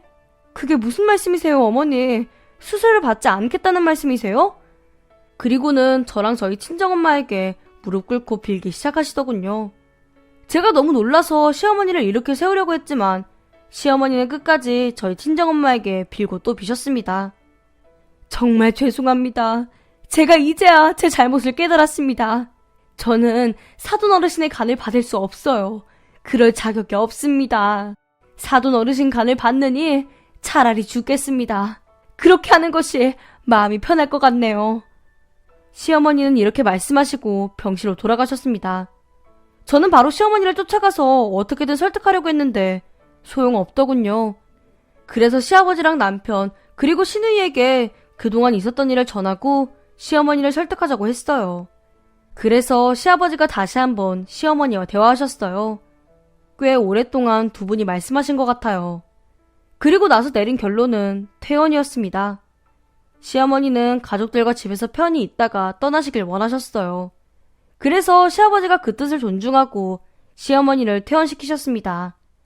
그렇게 집에 돌아오신 시어머니는 매일매일 저에게 미안하다고 말씀하셨어요. 그러면서 저희 친정 부모님에게도 자신이 죄송해한다는 것을 전해달라고 했죠. 예전 같으면 시어머니가 그리 말해도 믿지 않았을 거예요. 하지만 그때는 믿었어요. 시어머니가 달라지셨다는 게 온몸으로 느껴졌거든요. 그렇게 저희 친정엄마의 희생으로 죄를 뉘우친 시어머니는 죽음을 택했습니다. 시어머니는 집에 돌아오고 나서 3개월 정도 지내셨어요. 그리고 나서 마치 주무시듯이 조용히 세상을 떠나셨죠. 시어머니가 돌아가시던 날은 아직도 생생해요. 잠을 자다가 갑자기 기분이 이상해져서 일어났어요. 그때 저희 부부가 시댁으로 들어가서 지내고 있었거든요. 저는 일어나자마자 시부모님이 주무시고 있는 안방으로 들어갔어요. 그런데 아무리 시어머니를 깨워봐도 일어나지 않으시는 거예요. 저는 바로 불을 켜고 시아버지와 남편을 깨웠어요. 그리고 다시 시어머니 상태를 확인했는데 이미 세상을 떠나신 후였더라고요. 그렇게 시어머니의 장례식이 진행됐습니다. 나중에 친정 부모님도 장례식장에 오셨는데 친정엄마가 시아버지를 붙잡고 정말 많이 우셨어요. 그러면서 친정엄마가 말씀하셨죠. 정말 죄송합니다, 사돈어른. 제가 어떻게든 간식을 해야 했었는데. 아닙니다, 사부인. 그런 말씀 마세요. 그건 어디까지나 그 사람 선택이었습니다. 사부인 잘못이 아니니 죄책감 느끼지 마세요. 그 사람 잠자듯 편하게 갔습니다. 그러니 마음 놓으세요. 저는 오히려 사부인에게 감사드립니다. 위험하실 수도 있는데 기꺼이 이식해 주시겠다고 하고 이 은혜 평생 잊지 않겠습니다. 시아버지는 허리 숙여 친정엄마에게 인사했어요. 그러자 남편과 시누이도 저희 친정엄마에게 고개 숙여 감사 인사를 전했죠. 벌써 시어머니가 돌아가신 지 5년이나 지났네요. 지금도 가끔 친정엄마는 그때 일을 이야기하세요. 본인이 이식해드렸어야 한다고요. 친정엄마가 그럴 때마다 그건 시어머니 선택이었으니 너무 괴로워하지 말라고 말씀드리죠. 이미 언급했듯이 시어머니는 죽음을 택하신 거예요. 자신이 그동안 저와 친정 부모님에게 나쁘게 굴었던 것에 대해서 속지 않은 의미에서요. 그래서 저는 시어머니가 부디 죄책감 느끼지 않고 하늘나라에서 즐겁게 사셨으면 좋겠네요. 제 이야기는 여기까지입니다. 사람은 언젠가 죽는다는 것을 다시 한번 실감한 후로는 후회하지 않는 삶을 살려고 노력하고 있어요. 여러분도 지금 이 순간을 열심히 후회 없이 살길 바라겠습니다. 안녕하세요. 40대 중반 여자입니다. 저는 10여 년 전에 이혼을 하고 친정엄마 둘이 살고 있어요. 몇 년 전 아버지가 돌아가시고 과부가 되셨지만 저를 두고 친정엄마는 어찌 저리 박복할까? 남자 하나 잘못 만나 인생이 아주 꼬일 대로 꼬였어. 하십니다. 그러면 제가 엄마도 과부면서 뭔 남신세 타박이야? 라고 하면 엄마는 나야 네 아버지 병 걸려 돌아간 거고 사람 목숨 하늘에 달린 걸 어쩌겠냐. 그런데 넌 부모 말 듣고 그 빌어먹을 놈하고 결혼만 안 했어도 지금처럼 안 살 거 아니야. 라고 하시죠. 엄마 말이 틀린 말은 아니에요. 진짜 저는 남자 하나 잘못 만나 인생 제대로 꼬였거든요. 저는 10여 년 전에 이혼을 했습니다. 아니, 이혼을 당했다고 해야겠죠. 잘난 남자한테 이혼을 당했다면 덜 억울했을 텐데 정말 보잘것 하나 없고 가진 것 하나 없는 남자한테 이혼을 당했어요. 그 남자와 결혼한다고 했을 때 저희 부모님은 한사코 말리셨죠. 부모 뜻 어기고 결혼하려면 부모 자식 간 연을 끊자고까지 하셨습니다. 그런데 제가 고집을 피워 집을 나가 결혼을 했는데 이혼을 당했으니 부모가 아니라 남이 봤다면 꼴 좋게 된 거죠. 그것도 성한 몸도 아니고 몹쓸 병까지 얻어 내쫓겼으니 얼마나 한심했겠어요. 그래도 제가 전 남편과 만난 건 아주 낭만적이었습니다. 대학을 졸업하고 이제 막 직장 생활을 시작한 때에 운명처럼 전 남편을 만났습니다. 당시 직장에서 회식을 마치고 평소보다 늦은 시간에 귀가를 하고 있는데 동네 어귀 으슥한 골목길에서 불량배들이 저를 발견하고 접근해왔어요. 저는 무서운 마음이 들어 걸음을 재촉하고 있는데 불량배들이 빠르게 쫓아와 제 앞을 막아섰죠. 그 당시만 해도 지금처럼 가로등도 하나고 곳곳에 CCTV 카메라도 달려있지 않아서 밤길 여성을 상대로 한 범죄가 횡행하던 시절이었어요. 지금 같으면 그런 급박한 상황에서 스마트폰으로 경찰에 신고라도 할 수 있었지만 그때는 그런 것도 없었죠. 고작 통신기기라는 게 삐삐만 갖고 있던 시절이었습니다. 저는 너무 무서워 온몸이 얼어붙어 있는데 때마침 근처를 지나가던 오토바이가 멈춰섰어요. 그 오토바이를 타고 온 남자가 바로 제 전 남편이었죠. 오토바이를 타고 있던 남자는 저를 향해 소리쳤습니다. 아가씨 괜찮아요? 그러자 불량배들이 오토바이 남자를 향해 시비주로 말을 했죠. 어이, 짜장면 분다. 빨리 배달 가라. 불량배들은 4명이었고 오토바이에 탄 남자는 1명이었으니까 불량배들이 그렇게 나오는 것도 당연한 일이었을 거예요. 어지간한 남자라면 불량배들 머리 숫자 보고 자리를 떠났을 텐데 전 남편은 오토바이를 세우고 제가 있는 쪽으로 걸어왔죠. 아가씨, 이 사람들 아는 사람들이에요? 저는 지푸라기라도 붙잡는 심정으로 이렇게 외쳤습니다. 아니요, 나쁜 사람들이에요. 거기 아저씨들, 아가씨 불안하게 왜 길을 막고 시비를 걸어요? 그냥 좋은 말 할 때 보내줘요. 그 뒤 불량배들은 생전 처음 들어보는 욕을 해대며 오토바이 남자를 향해 걸어왔어요. 그 뒤 제가 본 광경은 정말 눈으로 보고도 믿겨지지 않을 장면이었죠. 무언가 휙휙 허공을 왔다 갔다 한 것 같은데 순식간에 4명의 불량배들이 바닥에 쓰러졌습니다. 그중 한두 명이 끙끙 소리를 내며 다시 일어서려고 하는데 오토바이 남자가 제 손을 잡아 당기더라고요. 아가씨, 어서 타요. 저는 그 남자의 오토바이를 탔습니다. 남자는 저를 집까지 바래다 줬죠. 저는 너무 고마워 나중에 꼭 살해를 하고 싶은데 연락처를 달라고 했어요. 그랬더니 그 남자는 저한테 중국집 명함 한 장을 주고 돌아갔습니다. 저는 며칠 뒤 일요일에 그 남자한테서 받은 중국집 명함에 적힌 전화번호로 전화를 걸었어요. 짜장면을 시킨 거죠. 그리고 남자가 배달을 왔습니다. 며칠 전에는 너무 놀라고 어두운 밤에 봐서 그 남자의 생김새를 제대로 보지 못했는데 배달을 시켜 낮에 보니 정말 볼품없는 외모더라고요. 처음에는 직업이 그렇고 오토바이 헬멧을 써서 머리 스타일이 엉망이라 볼품없게 보이는 거 아닌가 했지만 그 뒤에 데이트를 하기 위해서 만났을 때도 남자의 외모가 볼품없기는 마찬가지였어요. 그래도 저는 그 남자한테 끌렸습니다. 저는 회사에서 퇴근하고 그 남자가 배달 일을 하는 중국집이 문을 닫을 때까지 기다렸다가 동네 공원 같은 데 가서 데이트를 했어요. 그리고 첫 데이트를 할 때 남자에게 물었죠. 싸움을 왜 그렇게 잘해요? 어디서 배웠어요? 그게 어릴 때부터 권투를 좀 했어요. 권투요? 그거 너무 험한 운동 아니에요? 부모님이 시켰을 것 같진 않은데 태권도 같은 거면 몰라도. 저 부모님 없어요. 그 남자는 고아였습니다. 자기를 낳아준 부모의 얼굴도 이름도 알지 못한 채 고아원에서 자랐대요. 고아원 출신의 간신히 실업계 고등학교를 졸업하고 중국집에서 배달 일을 하는 남자였지만 게다가 외모도 볼품없는 남자였지만 저는 그 남자에게 끌렸습니다. 그래서 한 1년쯤 연애를 하다가 결혼을 하기로 했죠. 저의 결혼 발표에 부모님은 펄쩍 뛰셨어요. 저희 부모님한테 인사를 하러 온 전 남편을 집안에 들이지도 않고 문 밖에 몇 시간째 세워둔 채 돌려보냈죠. 당시에는 그런 부모님이 너무 야속했지만 지나고 나서 생각해보면 부모님의 심정을 이해할 수 있습니다. 돌아가신 아버지는 젊은 시절부터 사업을 해서 자수성가를 하셨어요. 저는 어린 시절부터 서울에서 마당 딸린 2층 양옥집에 살았죠.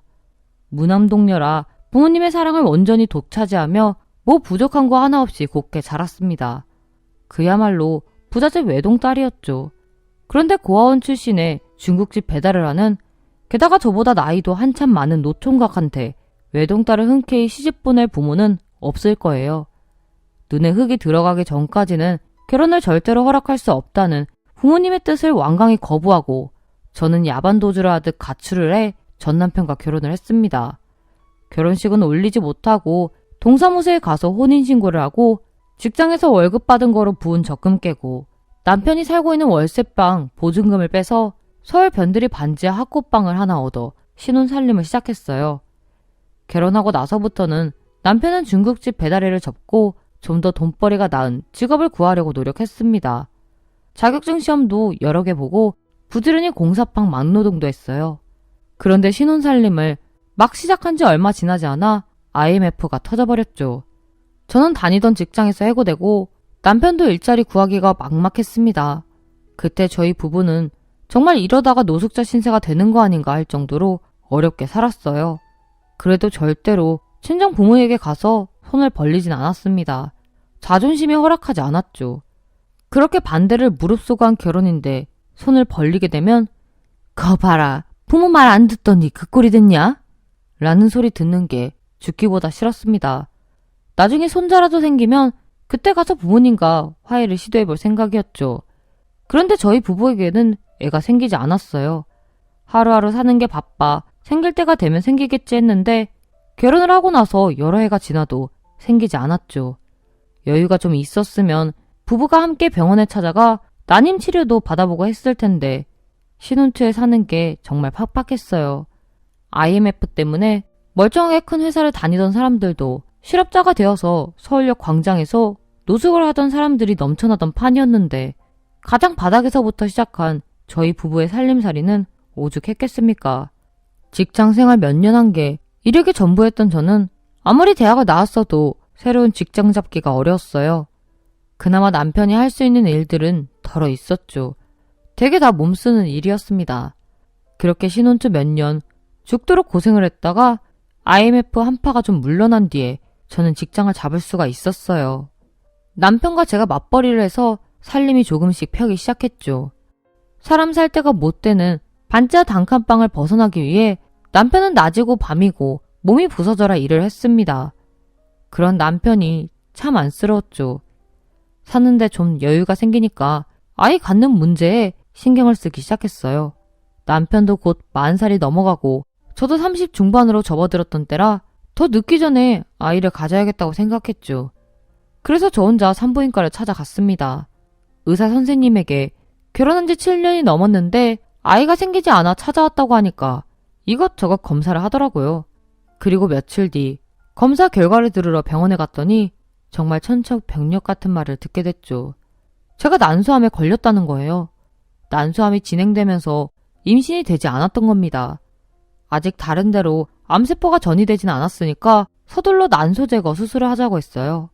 저는 정말 하늘이 무너지는 것 같았죠. 암을 고치는 것도 고치는 거지만 그러면 저는 여자로서 그리고 남편의 아내로서 역할을 제대로 할 수가 없는 거예요. 남편은 종종 제게 이런 말을 했거든요. 자기는 낳아준 부모 얼굴도 모르고 이름도 모른 채 기억도 안 나는 어린 시절 고아원에 버려졌지만 자기 애를 낳으면 자기가 못 받은 부모 사랑까지 주며 살겠다고요. 그런 가정을 꼭 가져보는 게 소원이라고요. 남편의 그런 너무나도 당연하고 소박한 바람을 제가 이뤄주지 못하게 된 거죠. 그렇게 병원에서 검사 결과를 듣고 집에야 멍하니 남편을 기다리고 있었습니다. 남편은 여느 때처럼 늦은 밤까지 일을 하고 들어왔죠. 잔뜩 지친 모습으로 문을 열고 들어오며 여보 나왔어요 라고 하는 남편의 모습을 보자 저는 왈칵 눈물이 쏟아졌어요. 그리고 남편에게 병원에서 들은 얘기를 전해주었죠. 남편은 굳은 표정으로 한동안 말을 않고 있다가 제 속을 후벼 파는 말을 했어요. 그거 수술하게 되면 병원비가 얼마나 나와? 누구는 암에 걸려서 중내 산에 다시는 애를 갖지 못하고 여자 구실을 못하게 되는 마당에 병원비 소리를 한다는 게 너무 야속했죠. 남편이 그러는 게 아예 이해 못할 건 아니었지만 그래도 말이라도 좀 위로의 말을 해주길 기대했건만 남편은 매정하게 돈 얘기를 했습니다. 물론 당시 우리 형편이 녹록치 않은 건 사실이었어요. 그래도 그렇지 아픈 당사자에게 병원비 운운하는 건 좀 잔인한 행동 아니에요? 그 말 한마디가 우리 부부 사이에 금이 가게 하는 말이 됐습니다. 저를 진찰한 담당 의사는 서둘러 수술 날짜를 잡자고 재촉했는데 저는 이런저런 핑계를 대며 날짜 잡는 걸 미뤘어요. 두렵기도 했고 수술을 하고 난 뒤 뒷감당이 걱정되기도 했죠. 그러던 어느 날 남편이 늦은 밤에 들어와서 저한테 할 말이 있다고 했습니다. 여보, 우리 이혼하자. 저는 제 귀를 의심했어요. 남편한테서 이혼이라는 말이 나올 줄은 상상도 못했거든요. 남편은 결혼하고 나서 지금까지 저를 자기 분수에는 너무 과분한 여자라며 정말 떠받들다시피 귀하게 대했거든요. 그런데 자기 입으로 먼저 이혼하자고 말을 하는 겁니다. 그것도 암에 걸려서 수술을 앞둔 저한테 말이에요. 그동안 한결같이 선량하고 저를 보살펴줬던 남자의 모습은 전부 위선이었나 하는 생각이 들 정도였죠. 지금 당신 진심으로 하는 소리야? 농담하는 거라면 하나도 재미없으니까 집어치워. 농담 아니야. 진심이야. 이혼하자. 지금 죽을 수도 있는 병에 걸린 나한테 그게 할 소리야? 당신 언제부터 그렇게 못된 사람이었어? 지금까지 나한테 보여준 모습은 다 거짓으로 꾸며낸 거야? 당신 사랑했던 건 맞아. 그런데 당신이 암에 걸렸다고 하니까 마음이 흔들렸어. 그동안 내가 내색을 하지 않아서 그렇지 진짜 아이를 원했어. 수술을 해서 당신이 건강해져도 아이를 가질 순 없잖아. 피부치 하나 없이 살다가 죽을 때도 피부치 없이 죽는 게 너무 싫어. 저는 울며불며 남편에게 매달렸습니다. 저를 이대로 버리지 말아달라고요. 제가 평생 당신 곁에서 피부치 못지않게 있겠다고요. 그런데 남편은 매정하게 저를 떠밀었어요. 수술비도 감당하기 힘들고 친정에 가면 친정 부모님이 잘 보살펴 줄 테니까 이혼하는 게 서로를 위해서 나은 선택이라고 했죠. 그러면서 쐐기를 박는 한마디 말을 하더군요. 나 여자 생겼어. 내 처지에 잘 맞는 여자야. 그러니까 더 이상 나한테 미련 두지 마. 나를 못된 놈이라고 욕해도 좋아. 원래 태어나기를 근본 없이 태어나기도 했고 고아원에서 자란 놈이 오죽하겠어. 여자가 생겼다는 말에 더 이상 남편한테 매달릴 수는 없었습니다. 저는 그 다음날 짐을 싸서 친정으로 갔어요. 정말 오랜만에 친정 부모님을 보게 됐죠. 안 보는 사이 부모님이 많이 늙으셨더라고요. 무슨 염치로 집구석에 기어들어오냐 꾸중을 들을 줄 알았는데 엄마는 저를 부둥켜 안고 우셨고 옆에 서 계시던 아버지도 저를 물끄러미 바라보며 눈물을 흘리셨죠. 저는 다니던 직장에 사직서를 내고 암수술을 받았습니다. 그리고 몇 년 동안 항암 치료도 받았어요. 그렇게 집에서 요양을 하며 몇 년의 세월이 흘렀죠. 그 기간 동안에 남편은 저한테 연락 한 번 하지 않았습니다. 제가 암 완치 판정을 받고 얼마 지나지 않아 아버지가 운영하던 회사에 부도가 나고 하루아침에 집안이 풍비박산이 났어요. 그 과정에서 아버지는 쓰러지셨고 얼마 버티지 못하시고 돌아가셨죠. 이혼을 하고 항암 치료를 받는 몇 해 동안 좀 아늑한 생활을 하다가 다시 이혼 전처럼 궁핍한 생활이 시작됐어요. 어머니도 아버지 돌아가시고 급격히 쇠약해지셔서 온갖 병을 앓게 됐죠. 집안에서 저만 유일하게 돈을 벌 수 있는 처지였습니다. 저는 경력도 단절됐고 나이도 먹어서 예전과 같은 직장을 잡을 수 없었어요. 그래서 어떻게든 산입에 거미줄은 칠 수 없어 온갖 허드렛 일을 하기 시작했죠.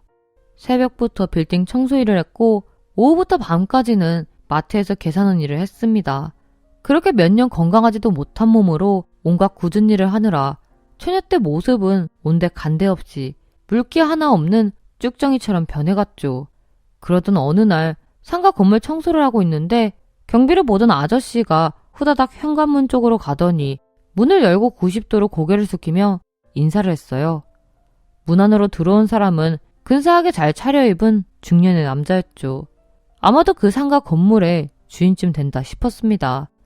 햇빛이 그 신사분 등 뒤에 비쳐서 얼굴을 제대로 못 보다가 신사분이 건물 안으로 다 들어와서는 얼굴이 보이기 시작했죠. 저는 그 얼굴을 보고 황급히 화장실로 제 몸을 숨겼어요. 신사분은 저를 보지 못했는지 그대로 엘리베이터를 타고 올라가더군요. 그 신사는 다름 아닌 병든 저를 버리고 떠난 전 남편이었습니다. 10년 넘는 세월이 지났어도 전 남편의 모습을 알아볼 수 있었어요.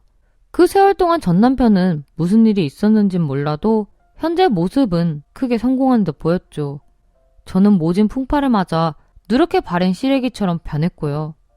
저는 그런 제 모습을 전 남편에게 보여주기가 너무 창피했습니다. 저는 그날 건물 관리사무소에 찾아가 더 이상 청소 일을 못하겠다고 얘기했어요. 그리고 청소 용역 회사에 찾아가서 다른 데로 옮겨달라고 사정을 했죠. 당장 다른 건물에 빈 자리가 없어서 며칠 청소 일을 쉬고 있는데 청소 용역 회사에서 자리가 생겼다고 연락이 왔어요. 건물 청소하는 일이 아니라 가정집 청소를 하는 일이라고 하더라고요. 일당도 건물 청소할 때보다 더 많이 주고 시간도 새벽이 아니라 아침 먹고 난 오전 시간이었죠. 저는 흔쾌히 일을 맡겠다고 하고서 회사에서 알려준 주소로 집을 찾아갔습니다. 그곳은 고급 주상복합 오피스텔이었죠. 저는 일을 하기로 한 집 앞에 서서 초인종을 눌렀습니다. 그리고 잠시 후 안에서 문을 열어주었죠. 저는 청소도구를 양손에 들고 허리 숙여 인사를 하며 청소하러 왔습니다 라고 했습니다. 그리고 고개를 들어 집 안을 보는데 제 눈앞엔 며칠 전 건물 청소를 하다가 마주친 그 신사분, 그러니까 10년 전에 이혼한 전 남편이 거실에 서 있었죠. 저는 손에 들고 있던 청소도구를 그대로 바닥에 떨어뜨렸어요. 다리에 힘이 풀려 제대로 서 있기도 힘들었죠. 그 모습을 본 전 남편이 휘청거리는 제게다가 저를 붙잡았습니다.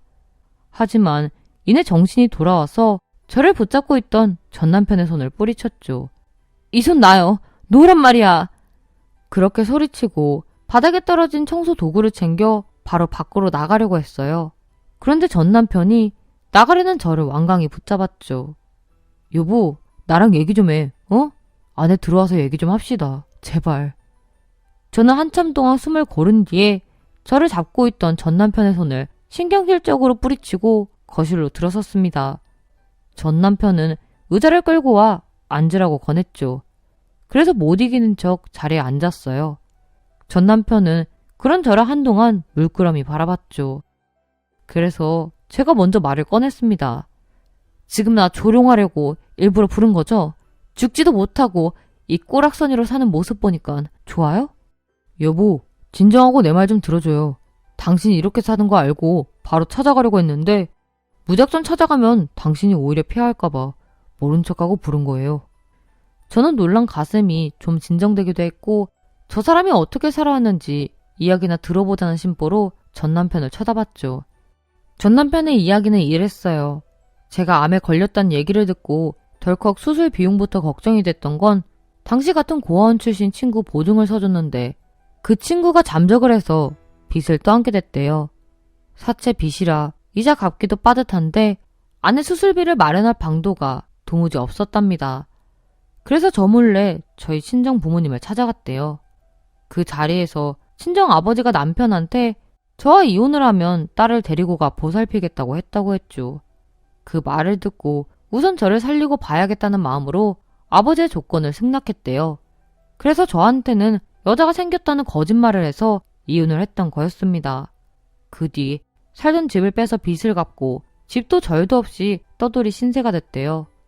이렇게 살아서 뭐 하나 하는 생각이 들어 몇 번이고 나쁜 생각을 시도한 적도 있었다고 했죠. 그러다가 죽을 각오를 하고 돈을 벌어 다시 저를 데리고 와 편하게 살도록 해야겠다는 생각이 들었다고 했습니다. 하지만 학력이 좋은 것도 아니고 가진 거라고는 몸뚱이 하나뿐이어서 건설 현장 막노동을 했대요. 그곳에서 워낙 열심히 일하니까 현장 소장 눈에 들어 나름 승진이란 걸 했다고 했죠. 그러다 그 건설회사가 중국 빌딩 건설을 수주하게 됐는데 현지 파견을 나가게 됐대요. 국내에 기반을 둔 사람들은 당시만 해도 중국이 낙후된 나라여서 모두 파견 나가는 걸 꺼려했지만 남편은 혈혈 단신 꺼리낄 게 없었죠. 그렇게 중국에 파견을 나가 일을 하고 있는데 중국에서 빌딩 건설과 이권 다툼이 있던 세력들이 폭력배들을 동원해 공사 방해를 했다고 했습니다. 수십 명의 사람들이 쳐들어왔을 때 중국 현지에서 고용한 노동자들은 죄다 도망을 가고 한국에서 파견 나온 동료들도 죄다 피신을 했대요. 심지어 국내에서 파견 나온 최고 관리자도 주랭랑을 친 거죠. 오로지 남편 혼자 남아서 수십 명의 사람들을 상대했대요. 앞에서 말씀드렸다시피 남편을 싸움을 잘합니다. 고아원에 있을 때부터 권투를 했거든요. 하지만 아무리 권투를 했어도 수십 명을 당해낼 수는 없었대요. 그저 필사적으로 막은 거죠. 그렇게 끝까지 버티려고 했던 건 당시 현장 사무실 금고에 꽤 많은 액수의 현금이 있었고 중요한 문서들이 있어서 그걸 지키려고 그랬다고 했습니다. 그런 고생 끝에 건설회사에서 인정을 받았고 그 빌딩 건설 현장 최고 관리자로 승진을 했대요. 그리고 때마침 남편 회사를 공격한 세력이 줄을 대고 있던 지도자가 권력에서 밀려나게 됐고 그러면서 대대적인 숙청 작업이 진행됐는데 남편 회사의 이권 다툼도 크진 않지만 한몫했다고 했습니다. 그 과정에서 지역 권력자라든가 관리들과 두루 좋은 관계를 맺게 되었고 그걸 기반으로 여러 대형 건설을 수주받을 수 있었죠. 남편은 그 성과로 중국 현지 사장까지 됐고 승승장구했다고 했습니다. 그리고 얼마 전 퇴사를 하고 자기 사업체를 만들어 한국에 돌아와 살 집도 마련하고 회사 사무실도 열었대요. 남편 회사 사무실이 있는 곳이 제가 건물 청소를 하고 있던 그 빌딩이었죠. 남편은 계속해서 제게 말했습니다. 여보, 내가 10년 만에 한국 들어와서 제일 먼저 찾아간 곳이 어딘 줄 알아요? 예전 당신 살던 집이에요. 내가 중국집 배달을 하며 오토바이를 타고 누볐던 그 동네. 당신을 처음 만나 데이트를 하던 그 동네 말이에요. 아버지 돌아가시고 이사를 갔어요. 그 얘기 들었어요. 그 뒤에 백방으로 당신이 어디에 사는지 알아봤어요. 그러다 당신이 일하는 빌딩을 알게 됐고 거기에 우리 회사 사무실을 차린 거예요. 왜요? 당신은 회장님이 돼서 건물 청소나 하는 나한테 거들먹거리려고요? 아니, 그런 건 절대 아니고 그냥 기회를 보고 있었다고 해야 할까? 그런 거였는데 당신은 날 처음 보고 바로 숨어버렸잖아요. 내가 걱정했던 게 바로 그거예요. 날 여전히 원망하고 있을 텐데 그래서 날 피해 도망치면 숨어버리면 어쩌나 걱정했어요. 저는 남편이 저와 이혼한 이유가 여태껏 제가 알고 있었던 것처럼 제가 부담스럽고 다른 여자까지 생겨서 그런 게 아니었다는 사실을 알게 돼서 남편에 대한 마음이 조금 풀어졌습니다. 하지만 돌아가신 아버지가 저와 남편을 이혼하라고 한 심정도 이해가 되네요. 쥐뿔도 없는 놈이 곱게 키운 딸을 훔쳐가서 잘 살기는 못할 망정 병까지 얻게 하고 그 병을 치료도 못해서 손을 벌리고 있으니 얼마나 한심했겠어요. 남편이 지금처럼 성공할 줄 그 당시에 어떻게 알았겠습니까? 저는 전 남편이나 돌아가신 아버지에 대한 오해는 어느 정도 풀 수 있었습니다. 그래서 전 남편에게 물었죠. 날 찾아서 뭐 하려고요? 나한테 원하는 게 뭔데요? 저는 속으로 은근히 성공해서 돌아온 전 남편에게 뭔가를 기대하는 마음이 있었는지 모르겠네요. 병든 나를 버리고 떠나기 전까지는 그렇게 부모님의 반대를 무릅쓰고 결혼할 만큼 전 남편에 대한 인간성을 믿었거든요. 어려운 형편 때문에 어쩔 수 없이 저를 떠날 수밖에 없었다면 이제 남부럽지 않게 성공을 했으니 제게 뭔가 보답을 하지 않을까 하는 기대였죠.